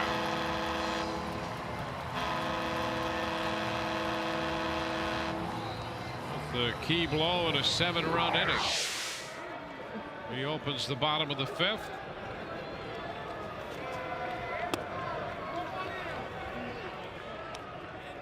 We're followed by Loney and Rodriguez. Mark Burley. He's had their 7 runs and 8 hits. He's walked a couple. 3 strikeouts. Takes the count to 1-1.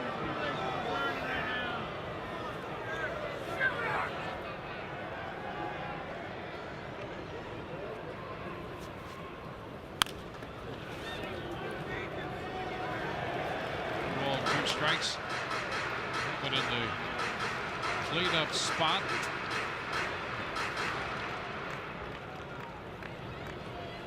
So cleanup more than any other spot on the lineup.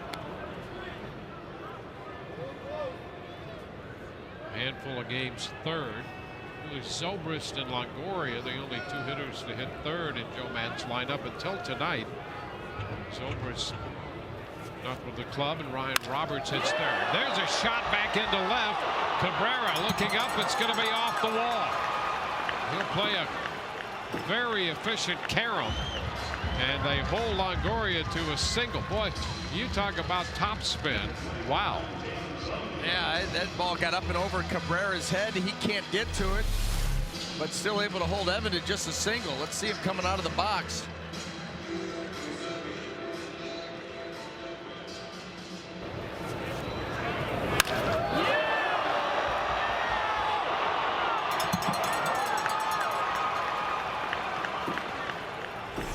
Got over Cabrera's head, but was off the bottom part of the wall. Yeah. Loney pulls it foul, strike 1. I think off the bat, I think Evan thought that that ball may be getting out of the yard. He got the bat flip.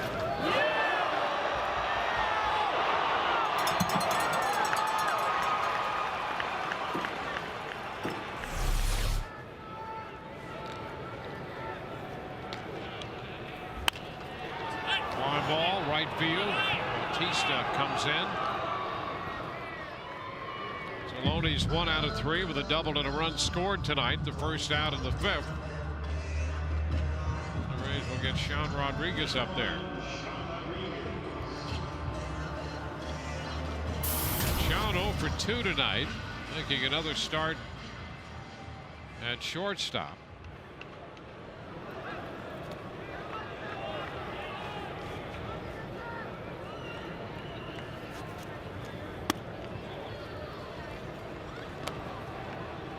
Strikes. Escobar with a sore hand. A big hit. Left hand by a pitch. Zobrist missing his grandmother. Was not with the team yesterday, missing this game. The Rays anticipate his return for tomorrow's game.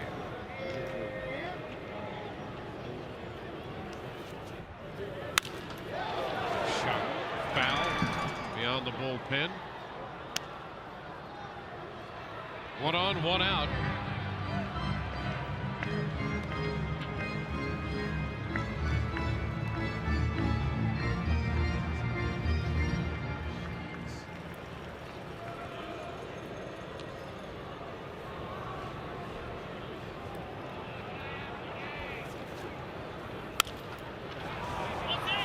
Popped up by Sean into shallow right.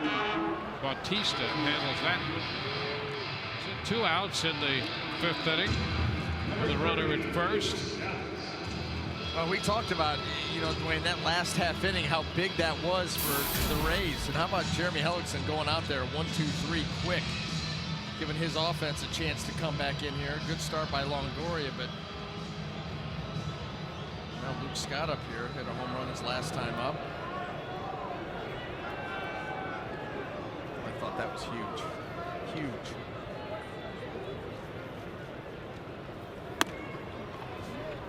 It's a little close there. Scott's second of the year. Here it is.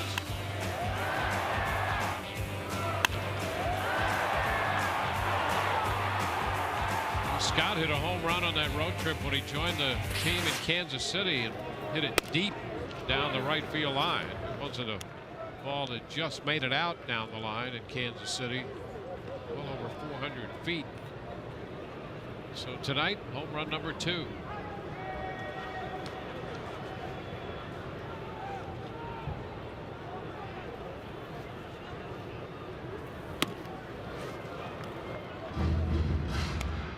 It's a ball, 2 strikes.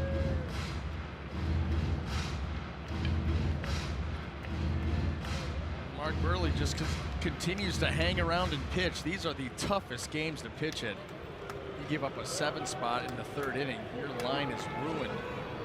And now it's all about pride and trying to keep a potent offense potentially in the game.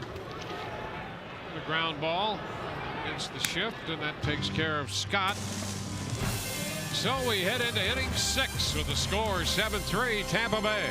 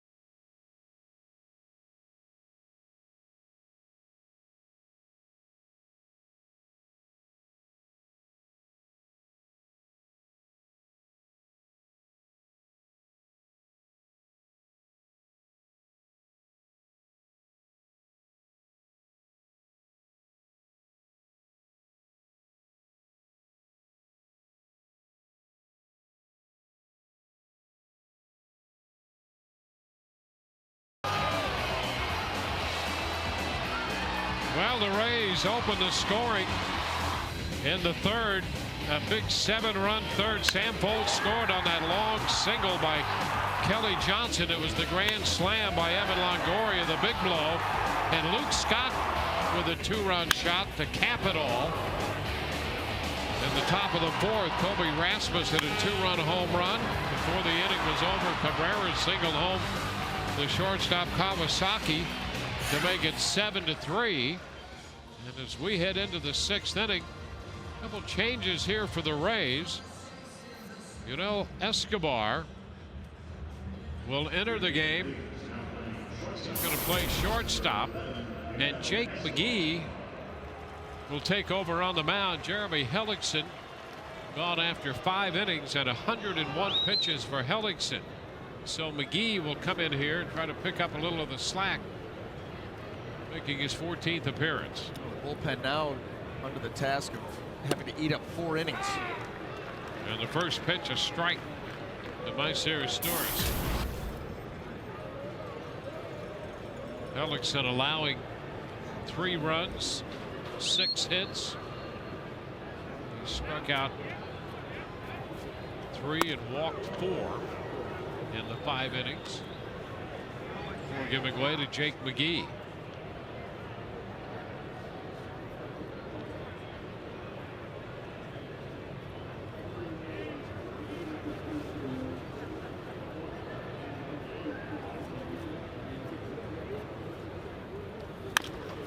Chopper toward the middle as Roberts tries to barehand it and cannot find a handle on it.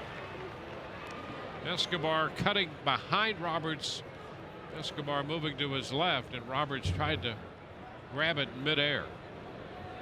No, that was going to be an extremely difficult play for the Rays to make with this ball chopped and his tourist running hard. To even grab it right there and then throw back across your body was going to be bang, bang at best. Tough ball to handle, and Blue Jays are the leadoff man aboard. It's the third time in the last 4 innings they've put the leadoff man on base, and now J.Pierre Sebia will pinch hit for Henry Blanco. Better catcher had gone 0 for 2, and now Aaron Sebia, certainly more of an offensive threat. And these moves being made a little bit early in tonight's game. You just don't get the feeling that this, you know, a lot closer than 7-3. Yep. Well, he scores 7 in the third. Sometimes you think, well, maybe you'll be able to coast your way through it. That's not the case. The 3-run fourth, and the threat that the Blue Jays put up, and the power threat that's in their lineup. Joe Madden going to the bullpen, putting Escobar in at shortstop, and John Gibbons going for a little added offense here with Aaron Sebia. And it's one of those games where it's a lesson. You score 7 runs, you want to sit back and exhale and, okay, we got this game under control. You got to continue to push, continue to play all the way through.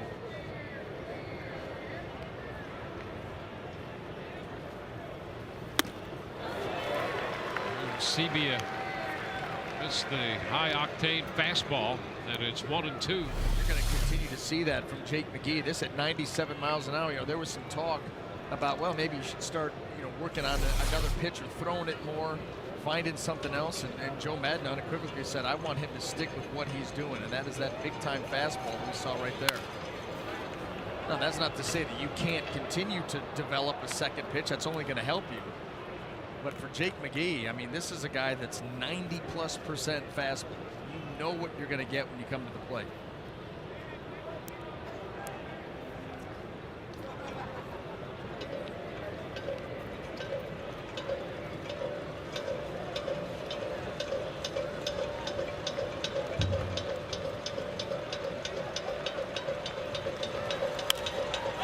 And a pop-up.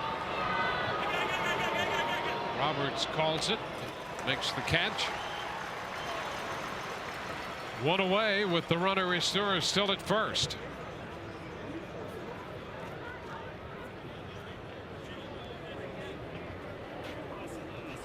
We're going to get another pinch hitter off the Toronto bench. Kawasaki, who'd been on twice against Hellickson, will be lifted. Mark DeRosa will be the hitter. So back-to-back pinch hitters in the 6th. John Gibbons trying to get a run or two back here, making moves early.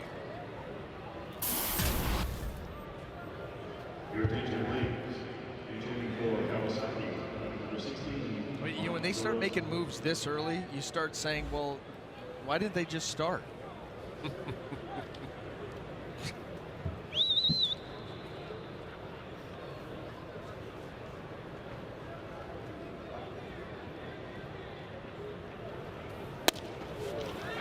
DeRosa takes a strike.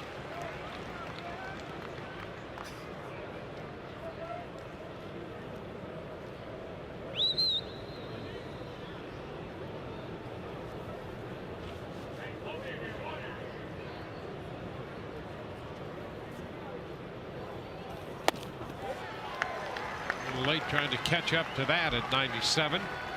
0-2. Hop is back on Jake McGee's fastball. This is just jumping into the zone. Rosa with a healthy grip at it. McGee at his best when he seems almost effortless with his delivery. This one back toward the corner in right field, all the way to the wall, and that one is gone. An opposite field home run off the bat of DeRosa, a pinch hit home run, and suddenly it's a 2-run game, 7-5. Well, Mark DeRosa, he's got some pop. You don't think of him as an opposite field type home run hitter, but I'll tell you what, Jake McGee supplying all the power. And you just get the bat head out there. That ball's going to jump off the bat because of the velocity. And look how close this is down the line. Sam Folt's going to make an effort. Almost looked like it clipped the wall on the way down on the backside. Brett Laurie takes a fastball high. Oh, and here you are, 7-5. Yep.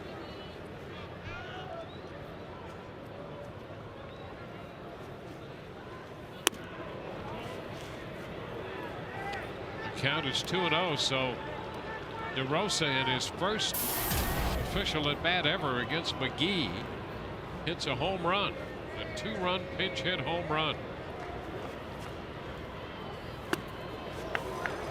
Cut by Laurie. 2-1. This is a tough matchup too for Laurie. He's got to get it started early. He's got a little hitch in his swing and a lot of movement. A lot of things going on there, and that's tough when the guy's throwing 96, 97 to get everything on time.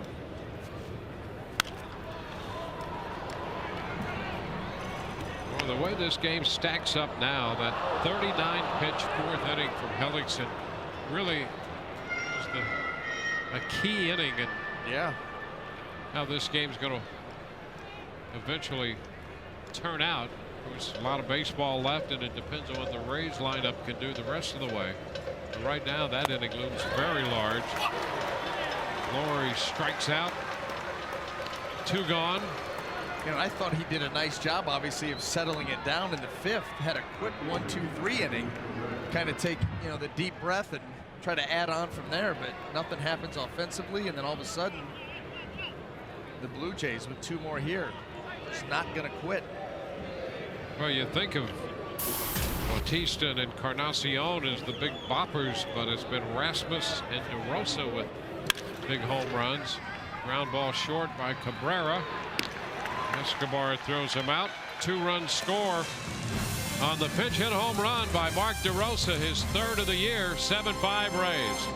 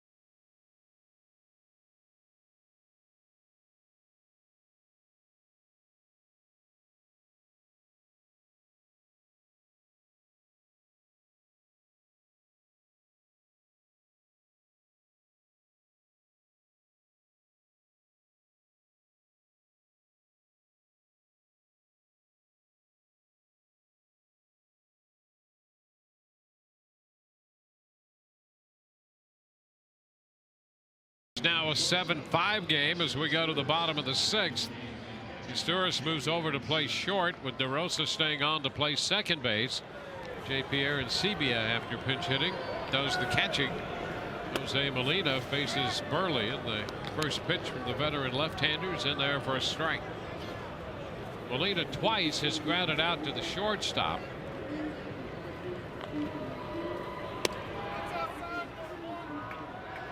It's 1-1. Boy, an answer here would be nice. Very nice. Gotten way too close for comfort. Kyle Farnsworth up in the Rays bullpen.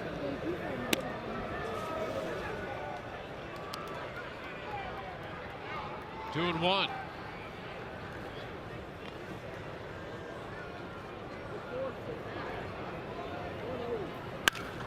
Another ground ball to short. For the third straight time, Molina's out 6-3. So one away here in the sixth.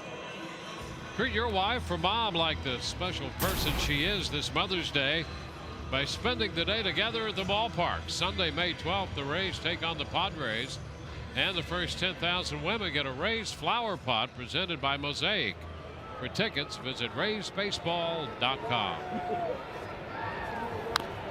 Sam Fold fouls it. That's a strike.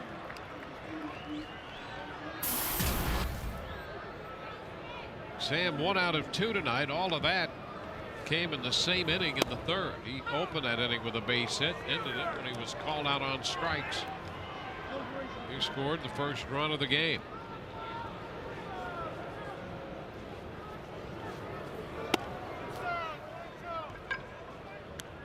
One out here in the sixth.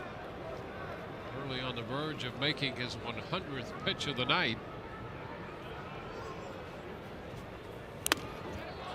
Fold goes after it and strikes out.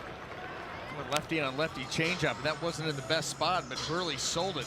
Really threw that pitch, and Sam Fold, that ball was up. He wants to go out there and get it, and way out in front.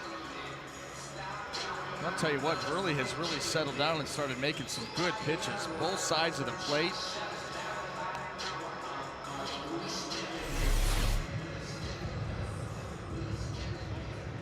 Yeah, he's retired 10 of the last 11 men he's faced since he gave up the 2-run home run to Luke Scott. And right now, that's the difference in the game. Ball one to Desmond Jennings.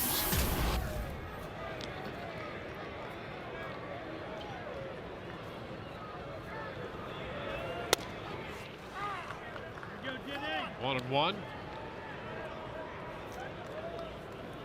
Jennings with a run scored. He is singled, was picked off, then walked and scored in the third. It was retired on a fly ball to left in the fourth inning.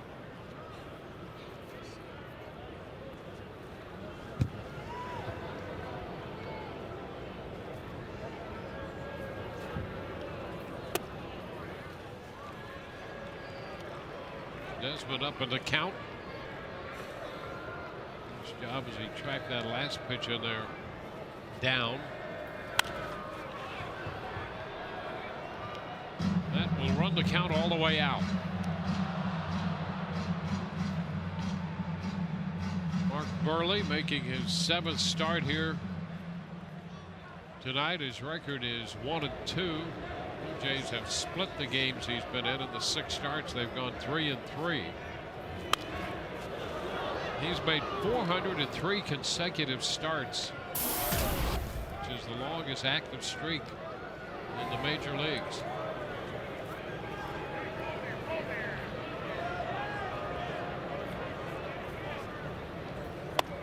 And strike 3 called.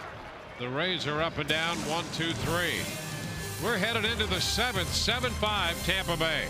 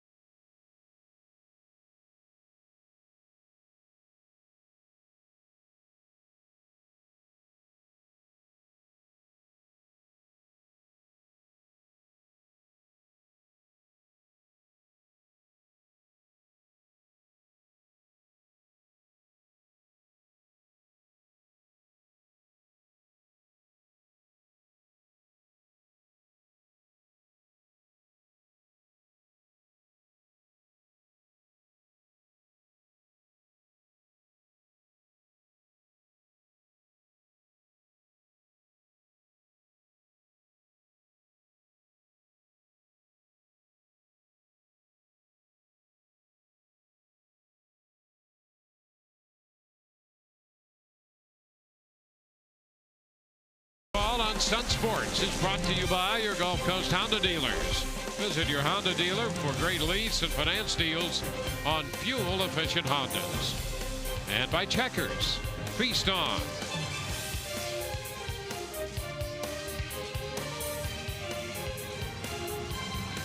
Rays led 7-0 at the end of 3. It's now 7-5 at the end of 6. And on to the 7th inning we go. New pitcher is Kyle Farnsworth. Kyle on for the 10th time. I don't know about you, but I'm watching the clock and hope it runs out. Will the Rays still have the lead? Well, it was interesting there. You know, the Rays started to make a defensive move, sort of the four corners approach, trying to hold on. Well, it's a 2-run game now. Bautista. Strike to Jose Bautista.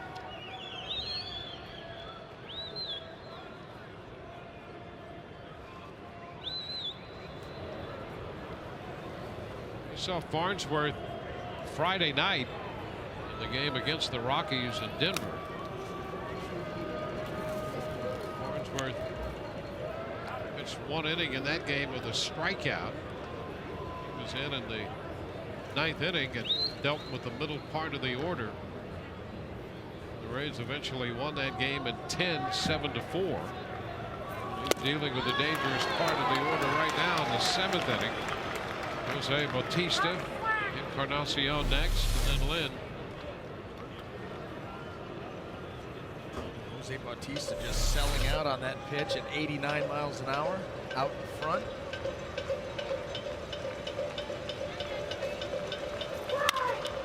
Ground ball headed up the middle. That's going to go through a base hit. So Bautista's aboard, and we'll check in with Todd. Well, guess what's out for the first time this year? The All-Star ballots for fans here at Tropicana Field. We've got them right here for you.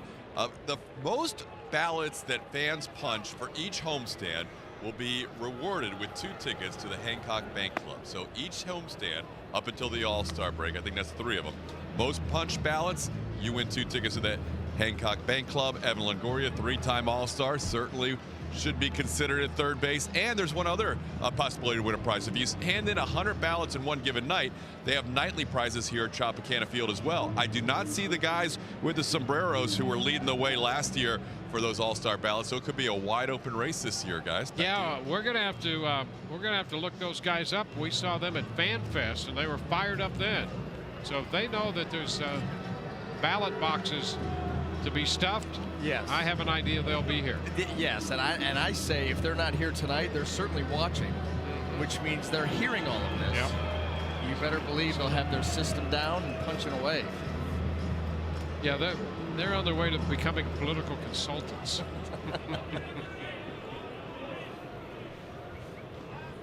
I could give them some districts they could work in. I'm sure you could. Edwin Encarnacion takes a strike, a fastball. Bautista at first with nobody out.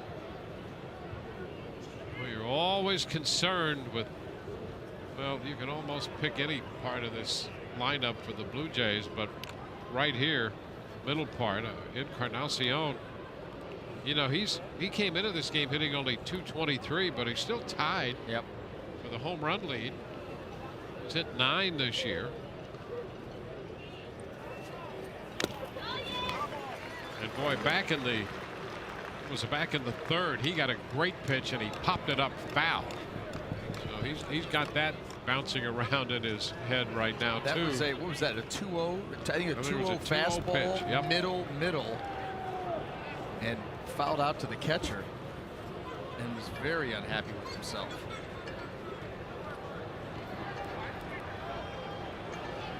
One for 4 lifetime against Farnsworth.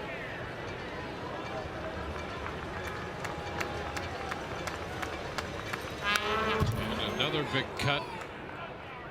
Farnsworth had a little something behind that. Yes, one. he did. 95 miles an hour. When you get into these situations, and these guys down on the field feel it even more than we do. Uh-oh. You know, that might be one of one of the ballot stuffers there. Is incognito, if it is without the sombrero. Laying low. Yeah. And there's a base hit against the shift the other way. Bautista's going to go to third. It'll be first and third with nobody out. So a serious situation now here in the top of the 7th inning. Well, that was a good piece of hitting by Encarnacion. He gets a pitch that's moving away from him, down and away. The shift is on, and he doesn't get greedy. I mean, Bautista and Encarnacion known for pulling the ball. That's why the shift is over there. You're playing the odds, but he did a better job at 2-strike hitting. And now the Blue Jays first and third. And they just continue to keep the pressure on.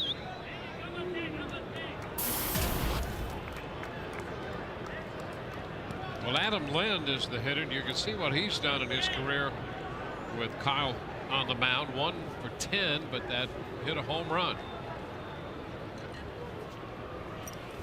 And a shot up the right side, and that's foul. Home run distance, but fortunately for the Rays, a foul ball. That had just enough movement towards Lind that he couldn't keep it fair.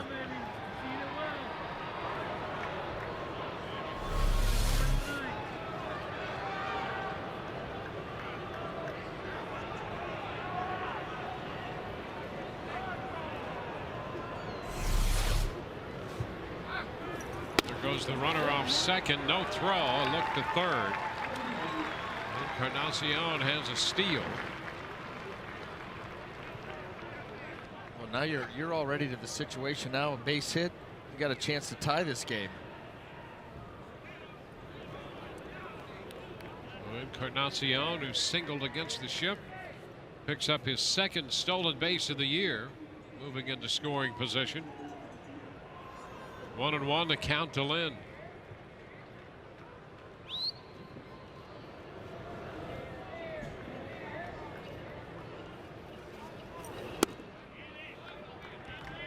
Two balls and a strike. Well, the Rays have had a difficult time holding leads, and they had a big one. A 7-run lead at the end of 3. Now it's down to 2. And with nobody out in the 7th, the Blue Jays have placed 2 men in scoring position. And a low liner, 1 hop. The runner's going to try to score. The throw to the plate, and Bautista is out of there. A low line short hop to Roberts at second, and he throws out Bautista trying to score. Well, Bautista got caught in between. That ball was scorched, and he hesitated to see if Ryan Roberts was going to catch it on the fly. He didn't. Then he picked it back up, tried to score, made him an easy target. Well, here it was. Watch him freeze.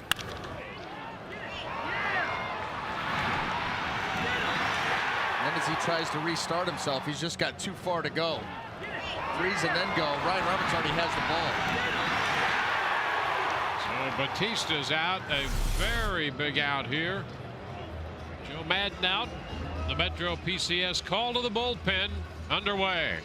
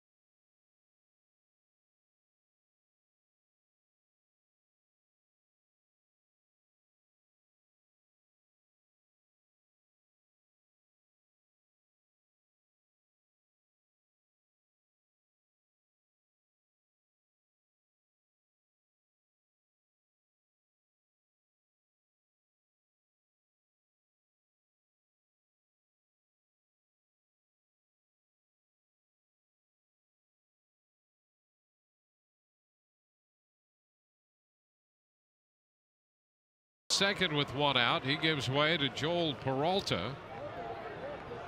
Peralta on to face the center fielder Colby Rasmus.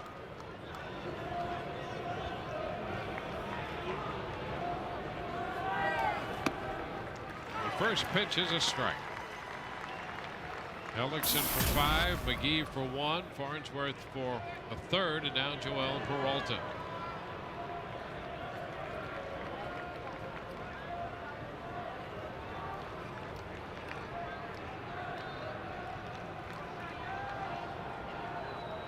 Peralta in here to face Rasmus, who is 0 for 5 against the Rays right-hander, 5 strikeouts.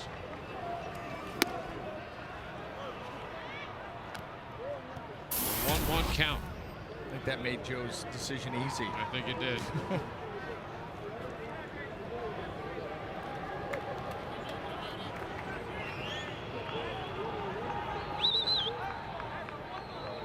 Seeing a lot of managing going on here, and that's really something because this was a 7-0 game at one point.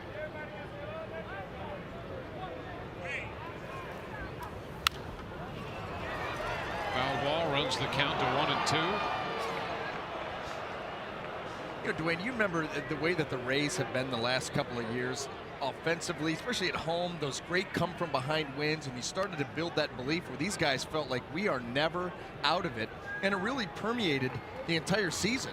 You know, right there, those 2 years being big ones. But it's all of a sudden this year, because of the leads that have been given up, it's like all of a sudden when the Rays get a lead now, a few-run lead, it's like that's all they can think about.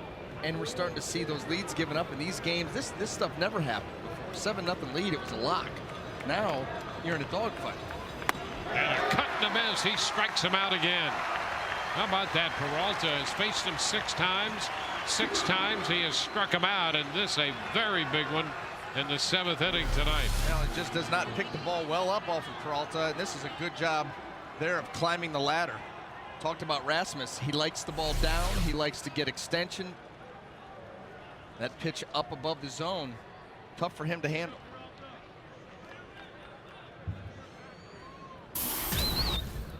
Stouris up there.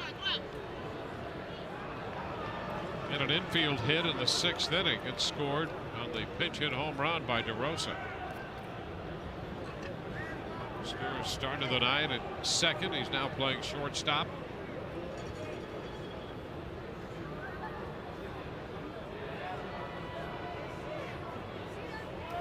And the first pitch strike. Breaking ball.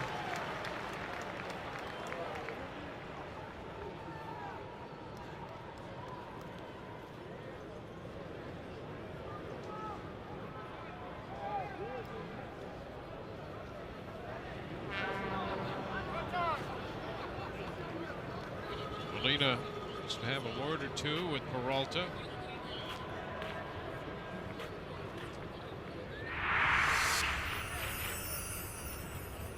Now the Rays have 7 runs, but the Blue Jays have been retired in order in only 1 of the 7 innings they've hit tonight. 2 men on with 2 men out here in the 7th.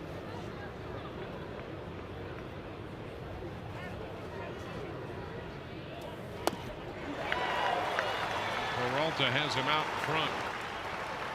And that coming from an offense, you see Peralta here, good pitch, good split from an offense that scored 10 runs yesterday, but in the 4 previous games had scored 1 or 0. Struggling mightily. Had a big day yesterday, and all of a sudden tonight, a nice night. So far, not enough.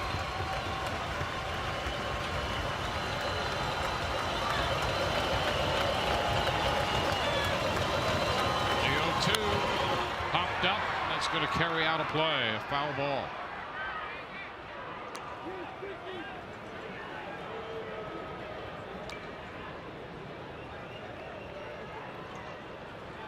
Peralta came into this game with Encarnacion at second and Lind at first. We got Rasmus on strikes, now ahead in the count against Historis.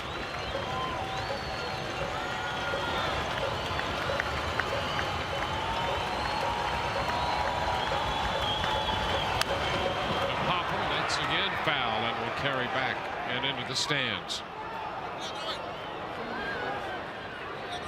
Well, the Rays haven't dropped a season series to the Blue Jays since 2006. They've dominated in the series at home. Last year they were 14-4 against them.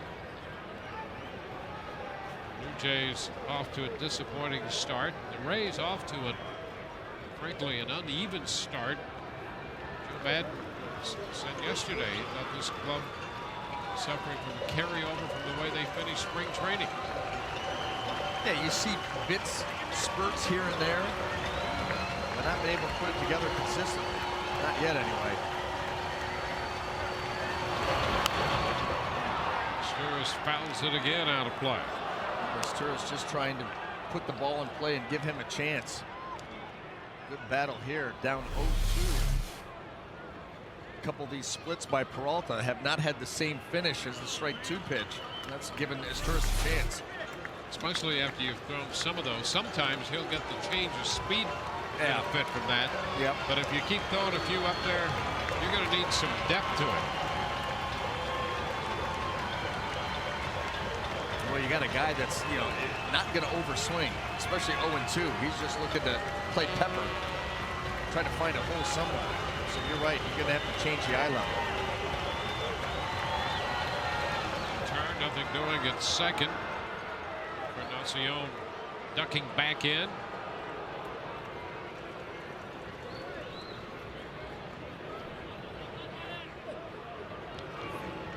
Peralta taking his time, building the drama a little bit. Sturis waiting in the batter's box. Fly ball center field. Jennings is there and he makes the catch. Well, they came in with a fastball and he gets him, leaving 2. Rays lead 7-5.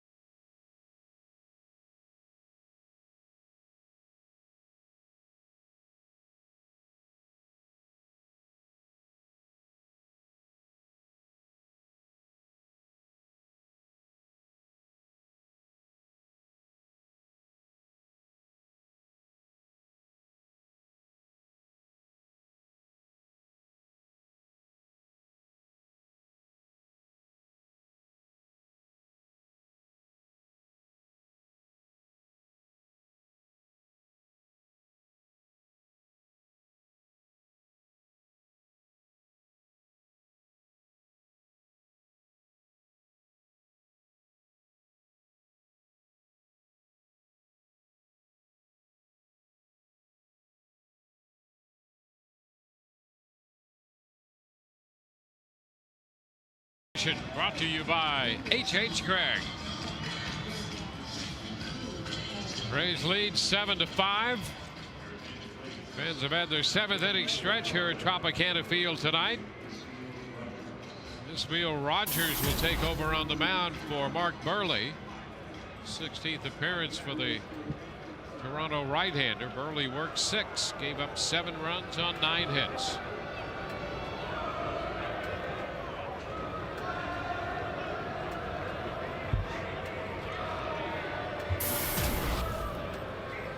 Johnson to lead off here.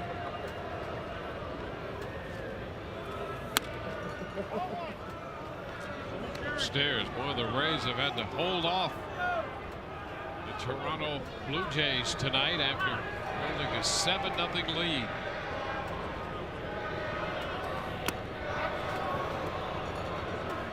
1-1 to count. Pitch had some bite to it. Well, he's got a good slider, good velocity. Get that kind of a swing from Kelly Johnson. Tough pitch to pick up right away.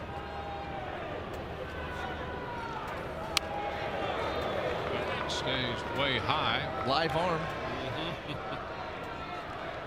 2-1.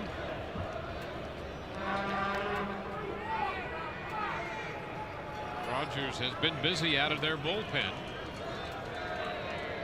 A lot of appearances. 2-2.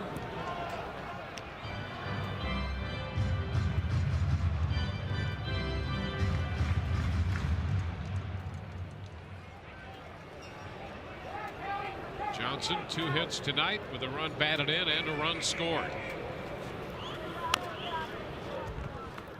Just managed to make contact to stay alive on that pitch breaking down and in. Yeah, and that's late break.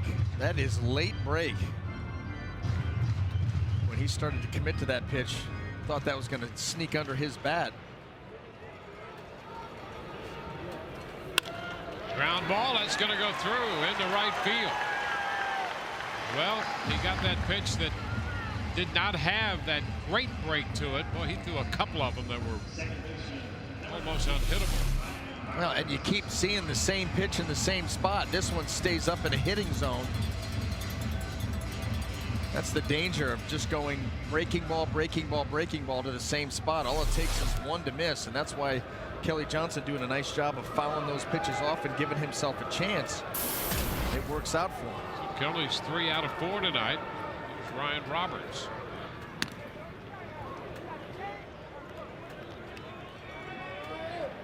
Rogers originally was with the Colorado Rockies and divided last year between the Rockies and the Indians.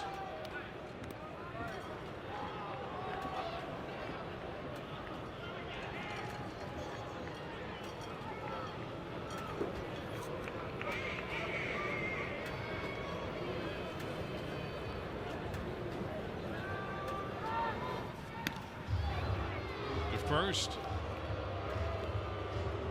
Roberts the hitter and Johnson the base runner. Each team now with 10 hits.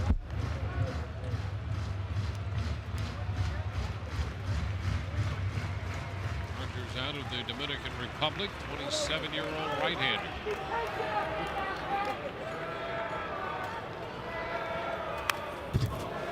Good cut by Roberts on a fastball. A little piece of it. Strike one.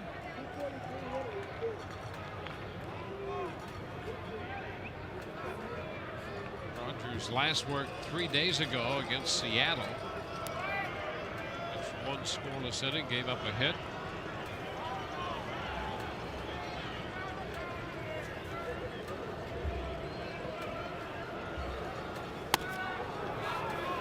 So he's 1-1 with Ryan Roberts.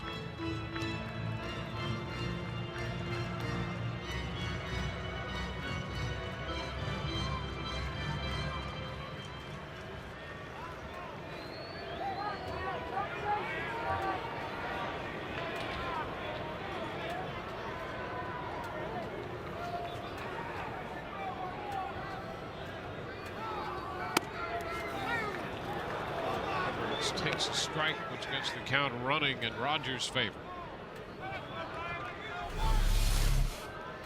Coming in here with the fastball, this a borderline pitch. We've seen some called, some not called, but now in this 1-2 count, it really opens up after coming in twice with that fastball, the outside part of the plate for that very good slider that Rogers has. And the pitch is fouled back. Just keeps coming at him with the heater. Wants to do that, let Roberts run into one of those, get a couple runs back.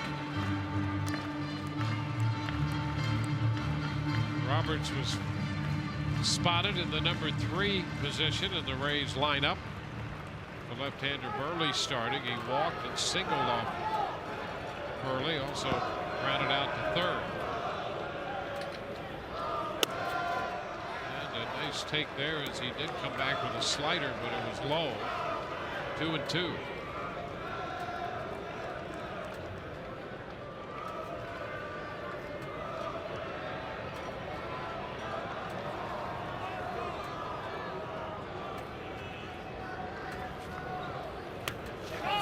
And now full count. A couple of good takes there. That one a little bit further off the play, but Ryan Roberts, 1-2 count.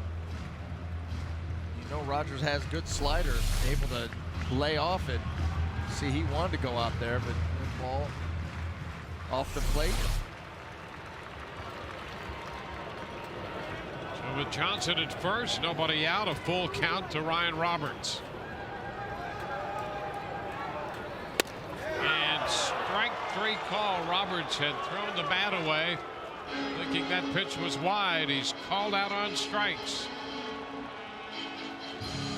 Now this was the best of the bunch. Rogers goes right out there. I think Ryan Roberts was just trying to sell it. Knew that pitch was going to be close, so hey. Yep, all four.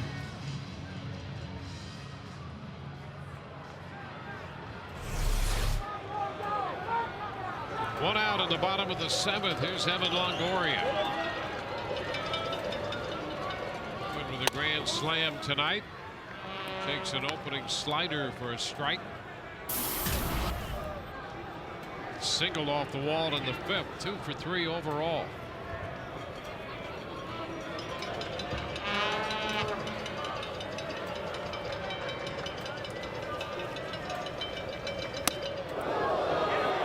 Close to Evan there, and that went up in the mid-90s.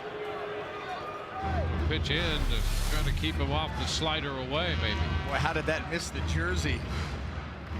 Right above the belt.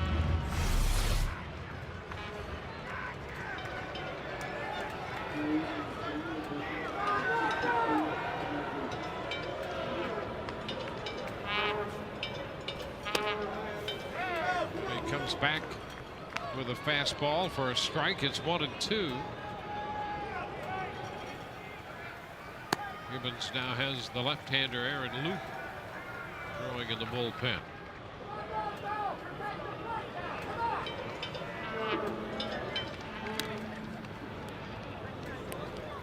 Johnson single. Kelly Johnson, by the way, in his last 7 games has hit 10 runs and is hitting .414 now. He's 3 for 4 tonight.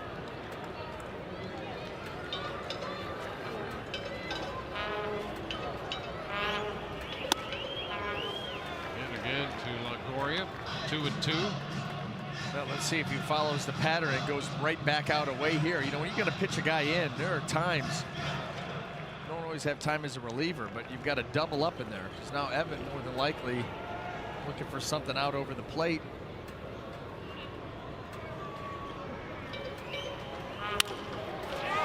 He reaches out and lifts a fly ball shallow center, and Rasmus makes the catch on that one. So he got him with a slider. 2 gone. Well, the same 2 teams tomorrow, and here's what's coming up on tomorrow's Rays Live. The pregame show presented by your Gulf Coast Honda dealer. Feature on the Rays offense. Kelly Nash with the tweet of the day and BA's breakdown. That and more on Rays Live, presented by your Gulf Coast Honda dealer. James Loney with a man at first and 2 outs.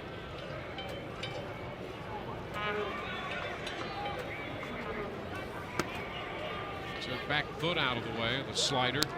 1 ball, no strikes.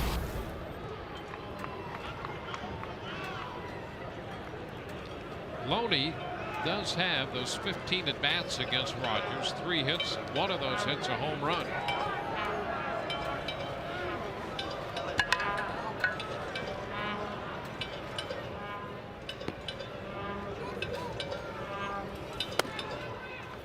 What a strike at the knees.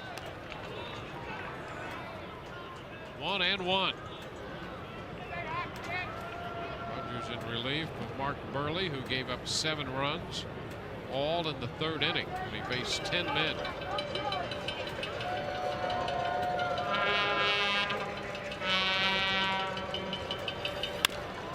Chop back glove by Rogers, and his toss to first retires the side leadoff single. The Rays leave the man aboard, and they lead 7-5.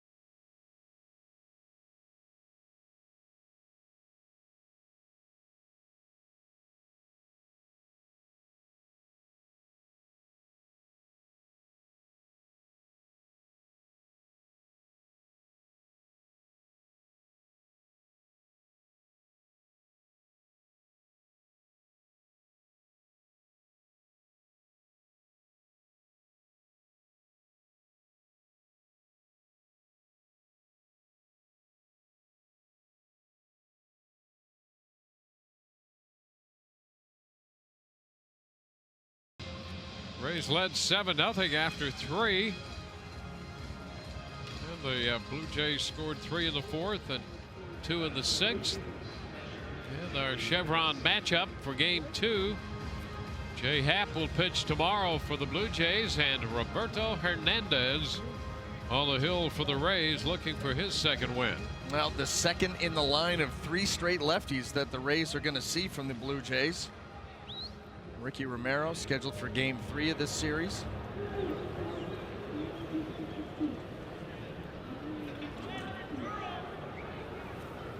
Here in the 8th, Joel Peralta back out there. He faces J.P. Arancibia.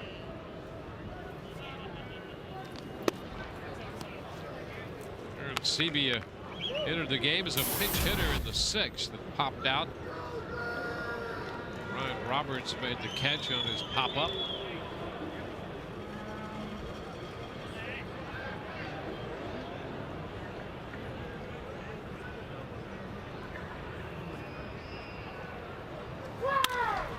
And a low liner that gets by Escobar, rolling into shallow left. Boy, it almost looked like Escobar right there was timing that up to make a catch off the shoe.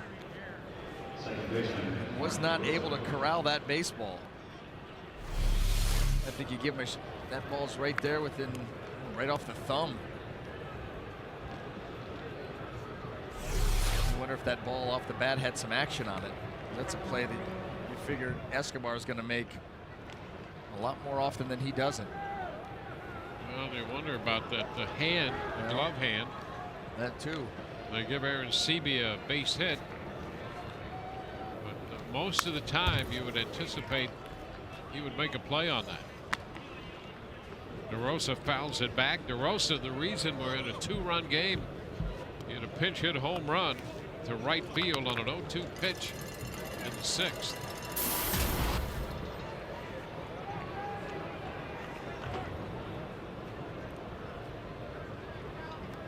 Peralta 2 outs in the 7th inning, and it started the 8th.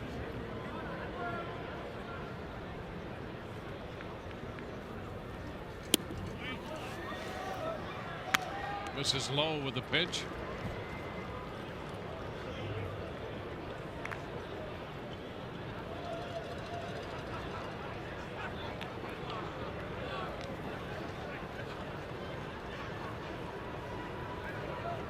Peralta facing DeRosa for the first time.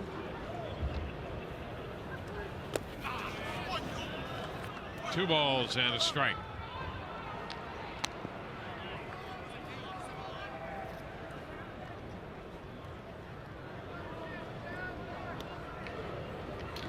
Well, the extended fourth inning, the Blue Jays scored 3 after the Rays scored 7 in the third.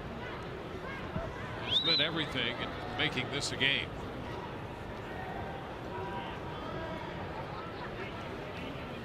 Two and one.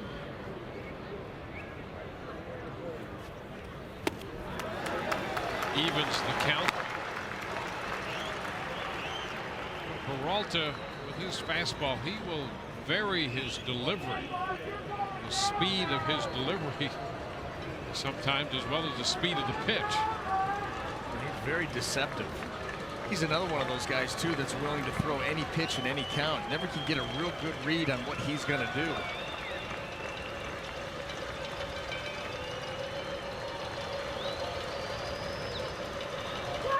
And a cut and a miss. He comes back and gets a big strikeout on the split. Well, see, that's the thing that Peralta can do. You know, DeRosa took a couple of those earlier in the count, had some pretty good pitch recognition, and then after swinging through the fastball, now you're on the defensive with 2 strikes, and Peralta just powers it in there. And you know what? That's the kind of reliever that he has to be. The way the game is now, a lot of these setup guys are 94 to 97. Peralta doesn't have that juice, but he's got a lot of guts, knows how to pitch, and will throw any pitch in any count.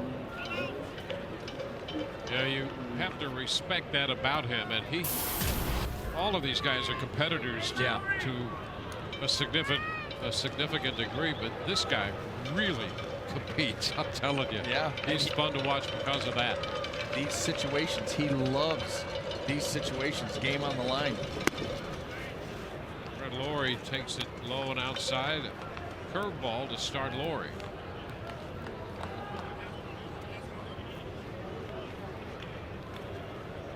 That's the other thing. He's so deliberate out on the mound. He doesn't rush into pitches. He lets the, throws one pitch, lets the dust settle. Okay, I want to do this. Goes about doing it.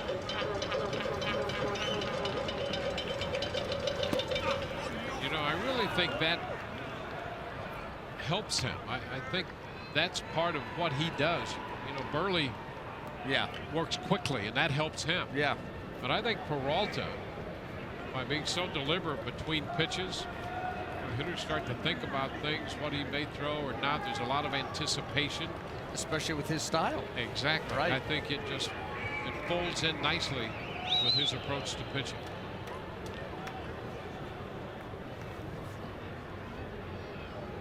And a strike. He'll give you the breaking stuff. He'll give you that split. Sometimes it stays up, but the change of speed, he'll take some time, and then he'll come back, and all of a sudden there's a 90-mile-per-hour fastball right on you. You take it for a strike. Take it for a strike, or some guys are swinging like it's 95. Yeah. He just kind of lulls you to sleep. And he's like, well, curveball for ball 1, ball 2. Certainly, I'm not going to get a 2-0 heater. Well, you did. 2-1 now. And boy, that was close. He really would have loved to have had that pitch. Yeah, borderline fastball down and away. Telling you, that was very, very close right there. Now 3-1.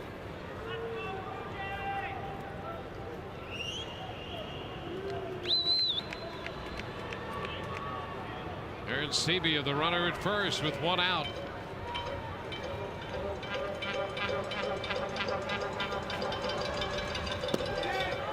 And he walked it.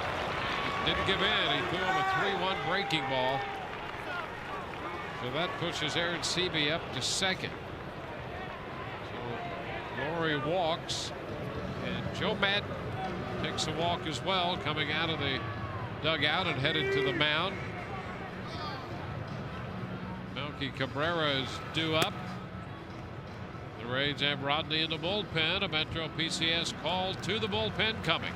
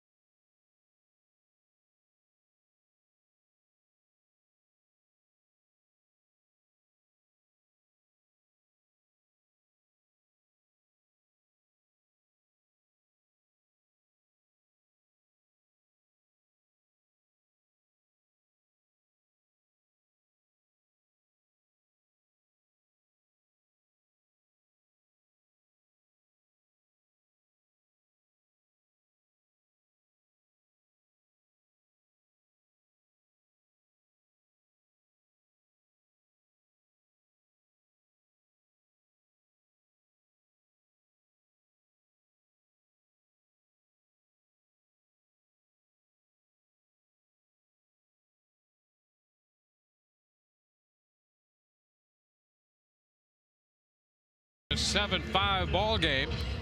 Rays have made a pitching change. How about this? The Bulls have beaten the Heat in game 1 of the East semis. That's a 93-86 final. And in South Florida, after our game, we'll have Heat Live post-game coverage on the completion of our game here. I'll tell you, this is a Monday night in the first week of May, but we've got two managers really going at it here tonight. For good reason, too. When did it become a postseason game? That's exactly what it's like, the way they're making moves. Well, you look at the Toronto Blue Jay, situation that they're in. They're in last place, 10 games below 500. 4 games behind the Rays in the standing, and they know coming in here with the pitching they're going to face, you run the risk of falling 8 games behind the Rays when this is over because of what you're going to face. And Joe Madden, on the other hand, is not about to let a 7-0 lead slip away because of the problems that the Rays have had holding leads. This would be by far and away the worst, the most egregious giveaway, and he's not letting that happen. This game everything's moved up an inning. And Fernando Rodney in here to face Cabrera. Cabrera 3 out of 5 lifetime against Rodney. And he's out in front of the changeup by plenty. So with 1 out, runners at first and second, it's Rodney against Cabrera. Good arm speed on that changeup. That's what we see when Fernando Rodney is locked in, that good arm speed. His ability to keep pitches in the zone is really what allowed him to take the jump that he did last year to a historic season. Ground ball, shortstop, bobbled by Escobar, and everybody's going to be safe. How about that? Now that's 2 now. You had the line drive, now the ground ball, and you wonder, is it the hand? Had a little apprehension to stick it out there, but 2 plays that Yunel Escobar you expect him to make, not being made. This is as tailor-made as it gets. Well, it's a double play ball that results in no outs at all. And with Cabrera reaching, Rajah Davis will come on to run for him. So again, 2 men in scoring position, and the pinch runner Davis would represent the potential go-ahead run. And the hitter is Jose Bautista. It's getting very sticky here in the 8th for the Rays.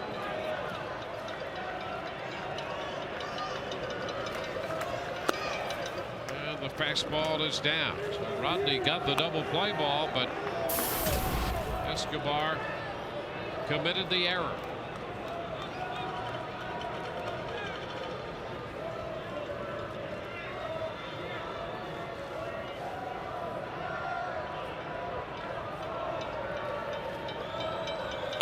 Hot shot, look out.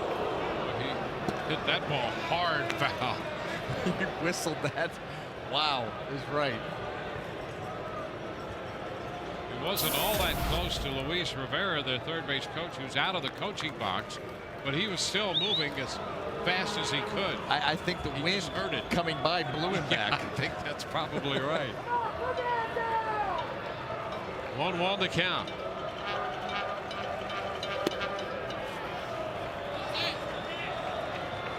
Rodney working here in the 8th. Lena's going to spend a little time with him.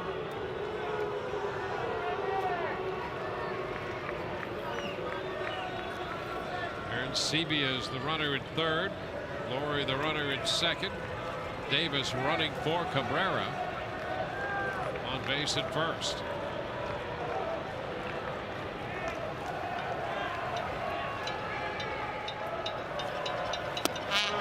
And it's low. Fastball down. 3 balls and a strike to Bautista.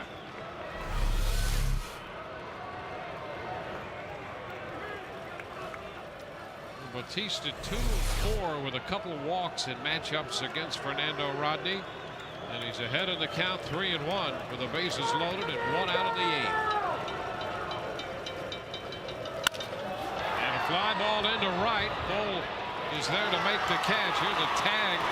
Aaron Sebia will score. Over to third goes Laurie. now it's a 7-6 ball game as Bautista drives in the run. Well, let's take a look at the sequence. Bases loaded here. Big matchup. One down and away, and that ball gets shot. Nando's going to miss with a couple more. This fastball on the plate, but below. Now count fully in favor. And line drive, right field, going to score Aaron Sevilla. It's the second out of the inning. Here's Edwin Encarnacion. And the fastball is a strike around the knees. Encarnacion and a base hit against the shift in the 7th inning. Roberts shaded toward the middle at second.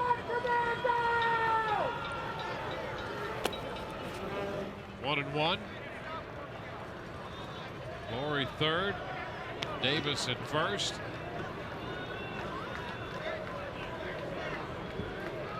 The Rays holding on to this lead by one slim run.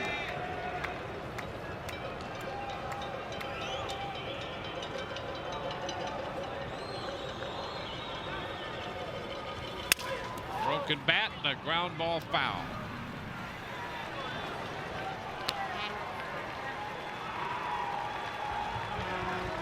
Sevilla opened this inning with a base hit. He has scored, and that hit was a low liner to short that Escobar had to get by him. That went as a hit. 1 out later, Laurie walked. Rodney came on and got the double play ball from Cabrera, but it got away from Escobar. Bautista delivered a sacrifice fly. It's 1-2 on Encarnacion. Ground ball third. Long throw by Longoria, but he's going to get it there in time to retire the side. Evan found himself backing up on that one and skipped it over to Loney at first to get Encarnacion and limit the damage to 1 run. We go to the bottom of the 8th. The Rays lead 7-6.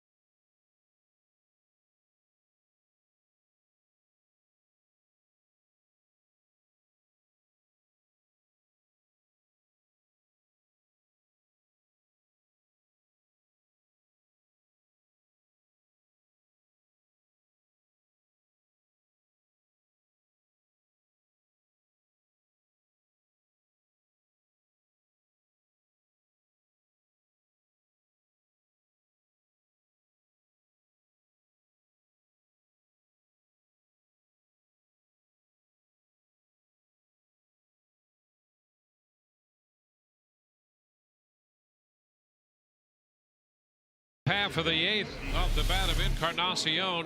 Not a certainty, but if it's going to be a little questionable, you want this guy involved. Yeah, but this is such a heads-up play. Him going back like that, momentum is going back towards left field. So rather than reset himself, he just throws that ball onto the turf, lets it bounce over there a couple times, and knows that James Loney, very sure-handed, can make the play. He had to move back so quickly towards left field that to regather himself, take a crow hop and fire that ball across, he didn't feel like he had the time to do that. and very heads-up play and using the turf here, and a good fielding first baseman. I'll tell you what, big-time play. You know, Escobar leading off the 8th, hits a little chopper down to first. Encarnacion takes care of that play unassisted. Here's that play again in its entirety.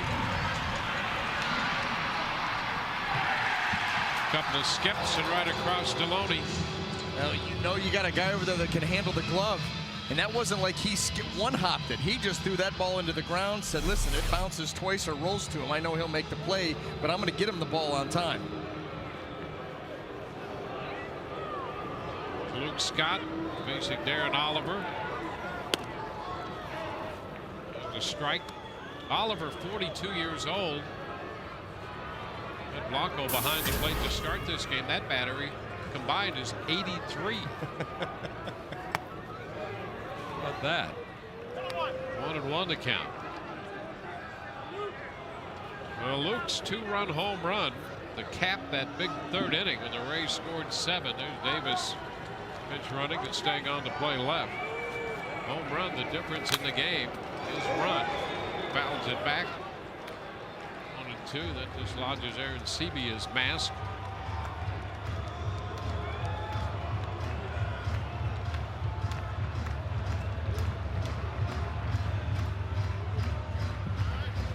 Luke 1 out of 5 against Oliver in his career.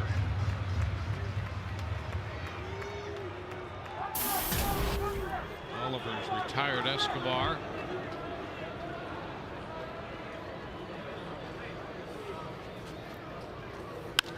And a looper the other way, a base hit into left. So Luke Scott has his 2nd hit. The Rays pick up their 11th hit. Coming up on Rays Live, the postgame presented by Checkers. Todd Narestis, of course, anchoring the coverage. We'll break down Evan's big night, Joe Maddon's press conference, and Kelly Nash with interviews from the clubhouse, all on Rays Live, the postgame presented by Checkers. Scott aboard, Jose Molina, and he drives it toward left center field, and on the run is Rasmus to make the catch. Rasmus running a straight line into left center, grabbed it and closed the gap. Oh, that's it. He took a very good route to this ball. Looked like he had another gear too. That had a chance to get down.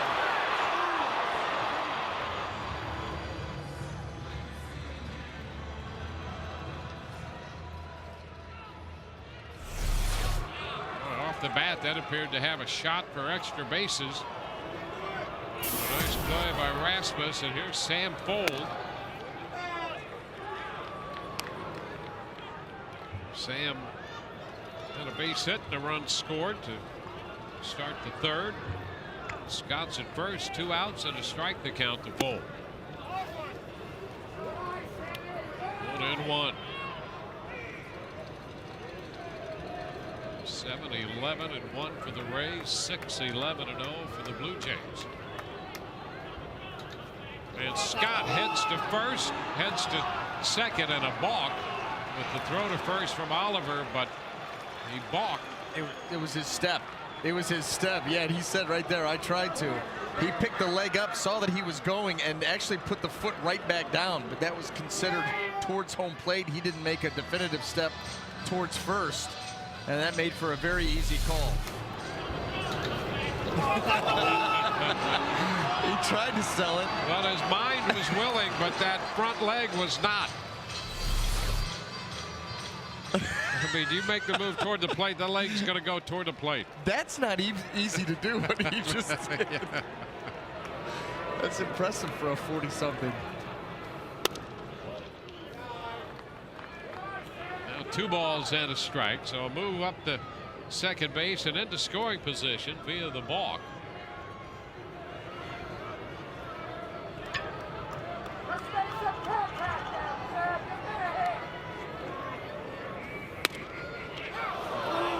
A strike called on him. Pitch a little bit away, and it's 2-2.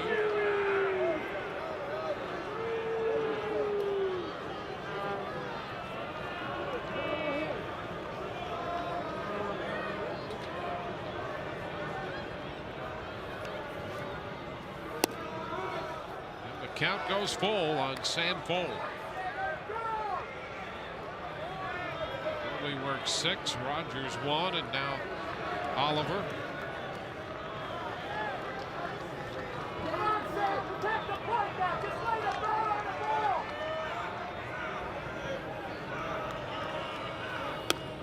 And Fold walks. The pitch down. So 2 men on with 2 men out. The Rays will get back around to the top of the order. Come out for the Star Trek night, Stardate Friday, May 10th, and celebrate the release of Star Trek Into Darkness.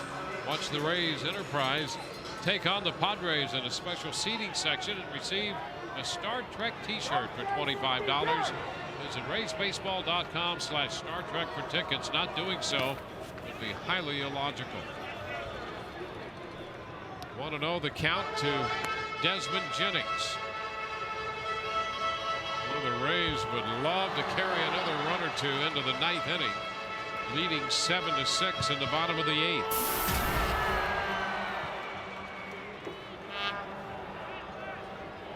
Jennings singled back in the 1st. He walked and scored in the 7-run 3rd.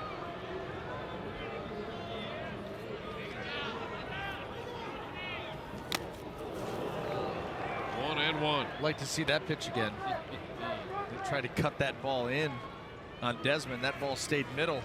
The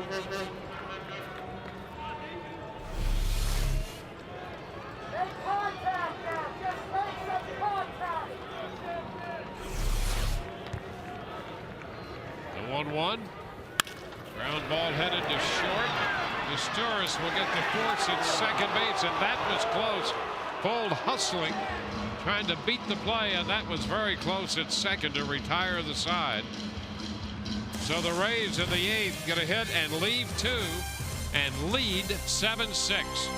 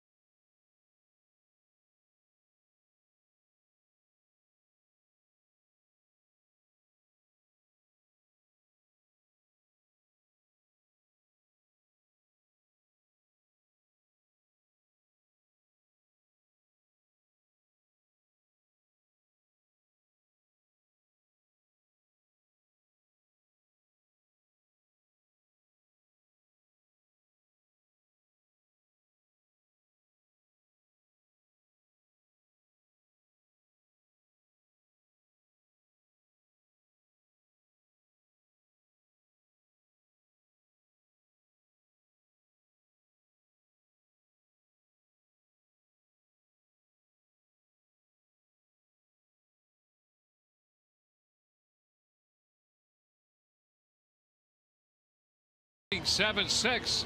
We take a look at tonight's AT&T social media poll once again. Which team has been the biggest early season disappointment? TB1, the White Sox. TB2, the Angels. TB3, the Dodgers. TB4, the Phillies. And TB5, the Blue Jays. Put your vote to @SunSportsRays.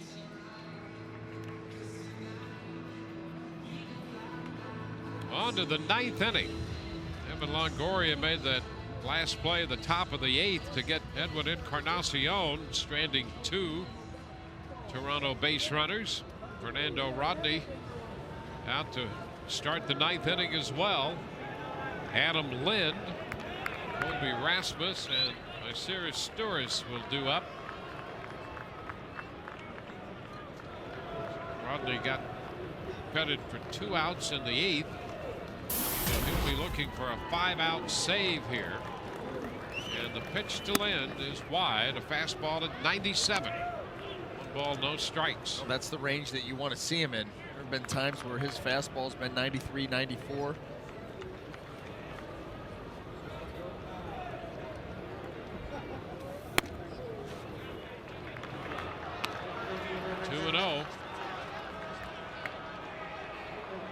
Lynn singled and scored in the 4th inning. Rodney had a couple 5-out saves with the Rays last year. Both came in September. And now he's behind Lynn 3-0. One of those saves came against the Blue Jays on the 1st of September last year, and then he saved one in the middle of September against the Yankees.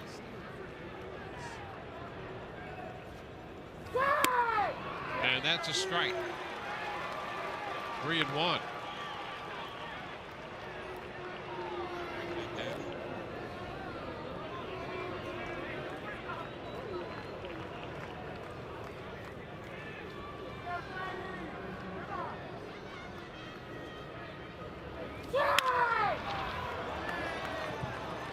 Count is full with that foul ball.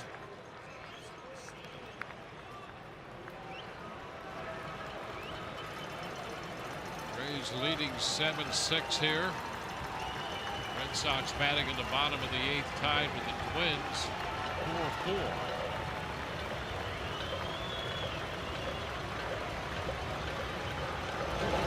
And ball 4 to open the 9th. The 6th walk given up by Rays pitching. Well, here's the delivery from Rodney, that little jab step. Then he comes up.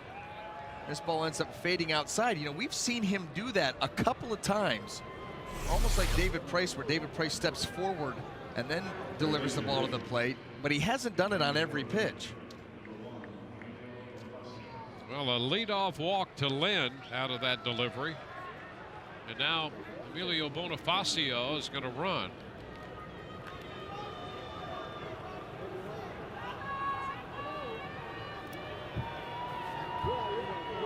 Bonifacio, very good base stealer, very good base runner.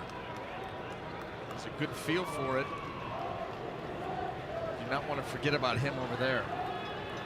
So speed at first with nobody out here in the top of the 9th inning. Rasmus is the hitter. And Rodney's pitch is a strike at the knees. Well, this game going right down to the wire, and you could feel it at the top of the 4th inning. The Rays scored 7 in the 3rd. And the Blue Jays came back with a 3-run 4th. That led them back in the game. Rasmus bunts, jabs at it, go to first. Very close down there and safe the call, says Marty Foster.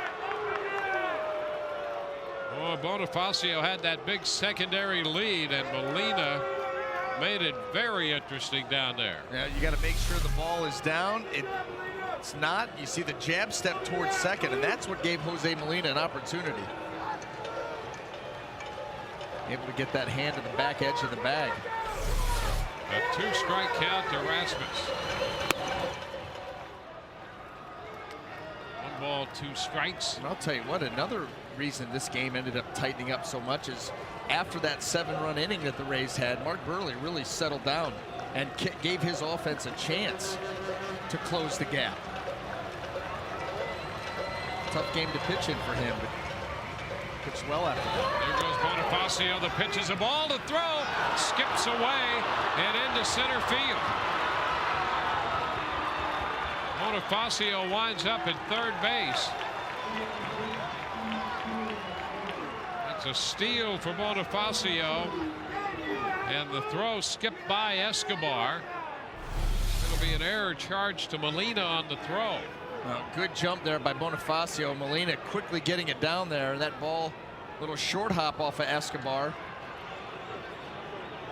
And that gave Bonifacio every opportunity to get to 3rd base. So now the infield will come in with a 2-2 count on Rasmus. And popping away from Molina. That registered at 99. Something extra behind that one from Rodney, but the count is now full. Look at the location of this pitch.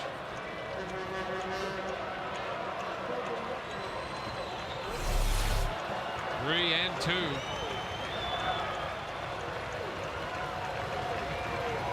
And he got him. He struck him out swinging on a 3-2 changeup. 1 away.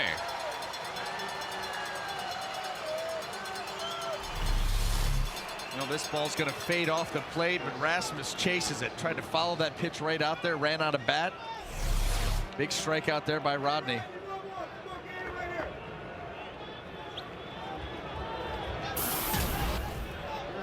Infield still in with Myceres at the plate, and Speed and Bonifacio down at third.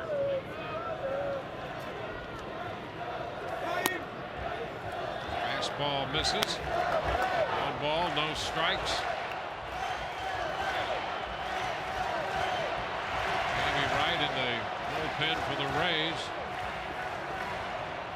Steve Delabar been throwing in the bullpen for Toronto.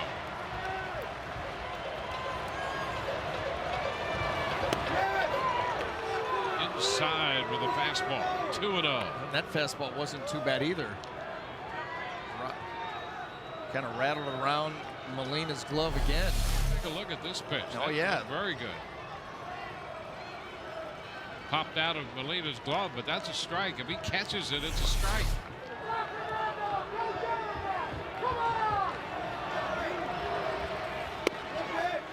There's a strike. 2-1.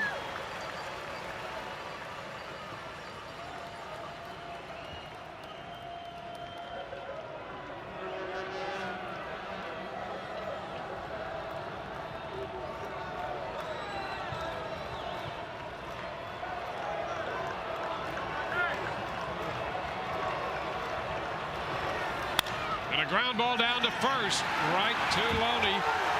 Bonifacio has to remain at third, sharply hit, but Loney was right there. 2 gone. So we'll go right down to the final hitter with the potential tying run at third. This gets to him quick.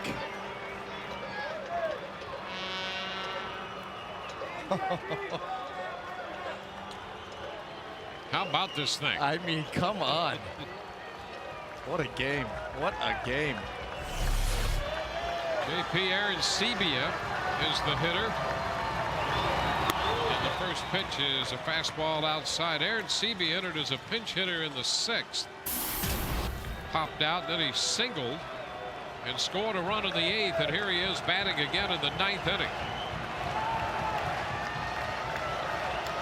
Crowd of a little over 9,900, and they're going to be vocal here. Upstairs, 2 balls and no strikes.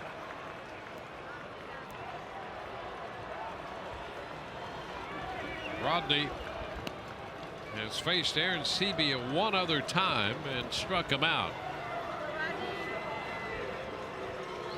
Facing him for the first time tonight. Rodney has made 30 pitches spread over the last couple of innings. And there's a strike. 2-1.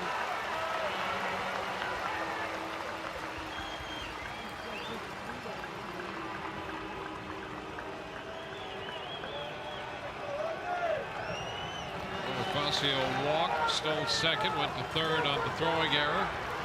He's at third with 2 outs. 2-1 Arancibia. And a foul ball back. That was a fastball at 96. We're seeing some high octane out of Fernando Rodney here in the 9th inning. Well, don't think for 1 second he doesn't understand what's going on here and how big this situation is, not only for this game, but for the psyche of this team. Well, he's made 32 pitches. This is far and away his highest pitch count in any one outing he's made for the Rays.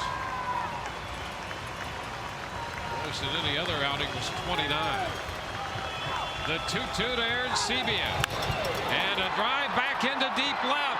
Johnson will go back, and that ball is gone. Arancibia turns around a 97-mile-per-hour fastball and hits it out to give Toronto an 8-7 lead. Unbelievable. 2-2 fastball, and with 1 out left, in fact 1 strike left, Arancibia hits it out to make it 8-7, and boy, that stings. Boy, does it ever. He was just able to time that one up. And it was a rocket shot. Wow.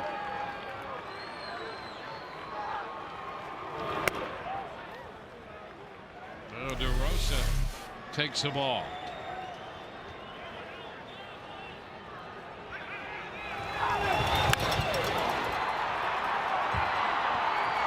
So the Rays are down by a run.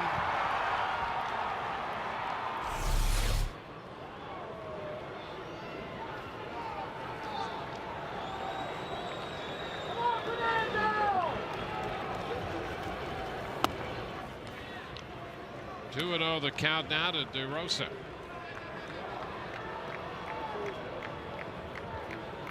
Well, the Rays have had a difficult time holding the lead. And they seem to get away from them in the ninth inning tonight. 3-0 the count. Well, now you wonder if he loses DeRosa, how much longer does Joe go with him? This will be the 37th pitch made by Rodney, and ball 4. So DeRosa, how about this? A couple of the guys utilized as pinch hitters have delivered home runs for Gibbons tonight. DeRosa homered as a pinch hitter in the 6th. And Aaron Seavey, who entered as a pinch hitter in the 6th, has homered here in the 9th to make it 8-7 Toronto. Jamie Wright's down there in the bullpen. And Joe Madden comes out for the Metro PCS call to the bullpen.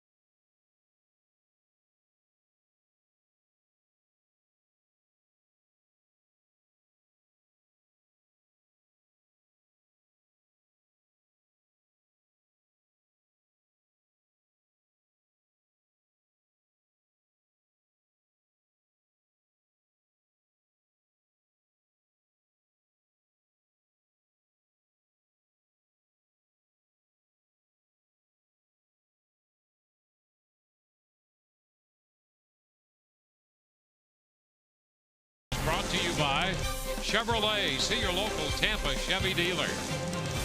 And by Just For Men Auto Stop, the foolproof way to get rid of gray. The Rays have little by little seen that 7-run lead threatened, and now it has disappeared.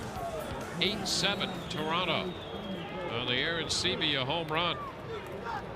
Jamie Wright with a runner at first and 2 outs on to face the top of the order, Brett Lawrie.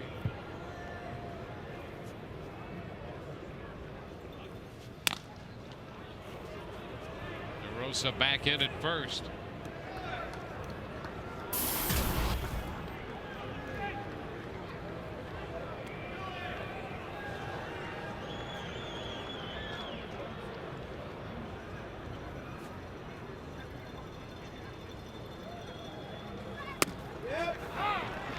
A strike to Lawrie.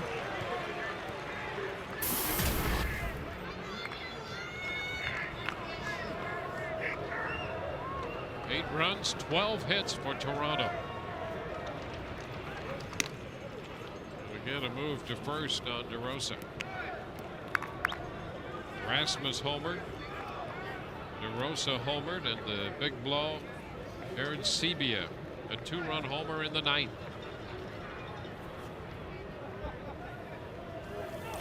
This one behind Laurie, and down he goes, and into second base goes DeRosa.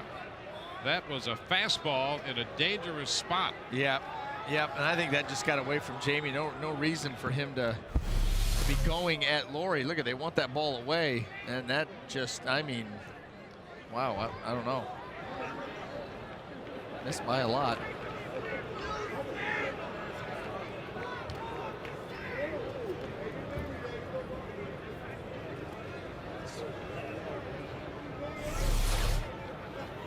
One and one to count. I'm telling you, that'll keep you loose. I think all of his misses this year combined weren't by that much. And a foul ball.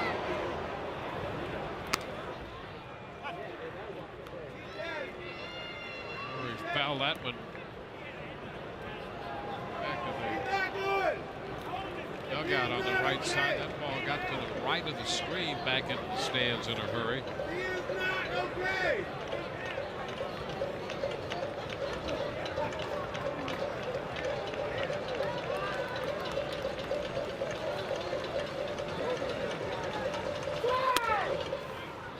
Upstairs.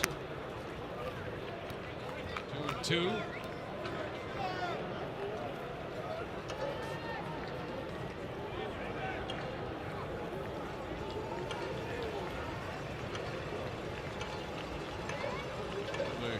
Jays closer, Casey Janssen. He's ready. Swing and a miss. Laurie on the breaking ball, and you can't claim him there. That fastball behind him, and then the breaking ball got him. But the big blow, the home run by Aaron Sebia. Bottom of the 9th coming, 8-7 Toronto.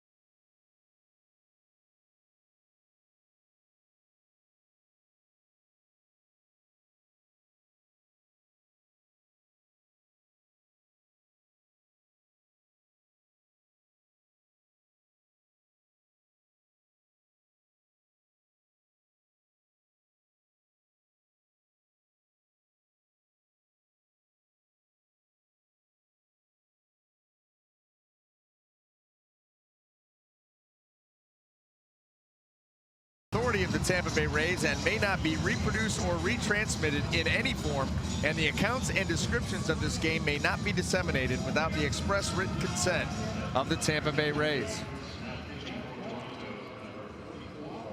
Well, the Rays in the bottom of the 9th have Johnson, Roberts, and Longoria due up, and they're going to face Casey Janssen, and boy, has he been good. Billy Johnson takes the first pitch, and that's a strike. Try these numbers on for size for Casey Janssen.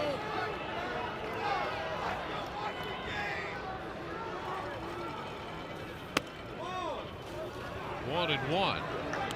Janssen holding the opposition this year to just 3 for 33, all singles, and he hasn't walked anybody this year. 1 and 2. and he won't walk anybody if he continues to get that strike. Kelly Johnson, there's no way he's reaching that pitch. This is a low flyer off the plate.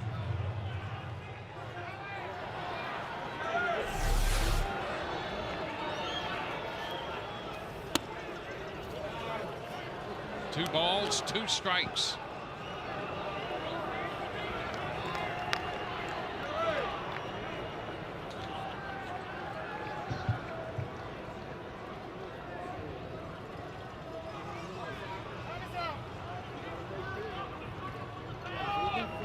Jansen 29 out of 31 in saves dating back to early May of last year. Yeah, almost a year. Almost a year.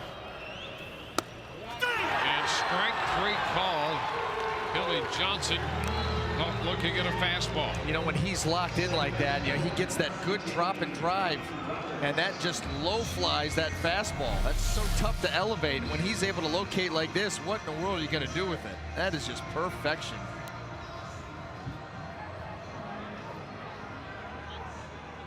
Here's Ryan Roberts.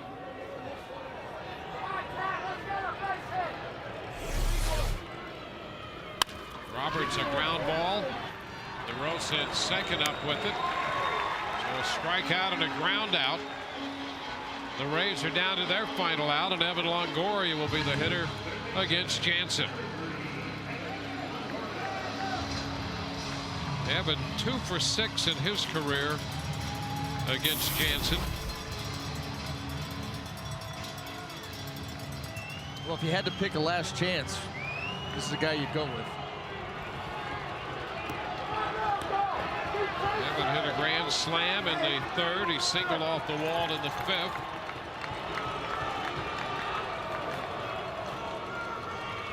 And the pitch is lined up the left side, foul just outside the left field line. Since that third inning, by the way, the Rays have picked up a grand total of 3 hits. Longoria's single off the wall in the fifth, a base hit to open the seventh by Kelly Johnson, and the 1-out base hit by Luke Scott in the 8th.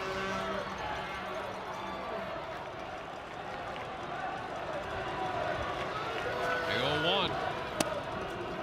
1 ball, 1 strike. Hard to imagine after that onslaught by the Rays in the third inning that the Blue Jays would be capable of having the ability to go 6 shutout innings. It's wide. 2-1. I get the feeling too when you watch Evan, the way he's swinging the bat, the way he's taking pitches, that he's seeing the ball well. If he can get a mistake. 2-1 hit on the ground, back at third, fair. Glory's throw to first, and this game is over. The Rays go down 1-2-3 in the bottom of the 9th inning against Jansen. And this is a tough one to take for the Rays tonight. An 8-7 final. The Blue Jays with 2 in the top of the 9th on a home run by Aaron Sevilla take this game 8-7. Back in a moment.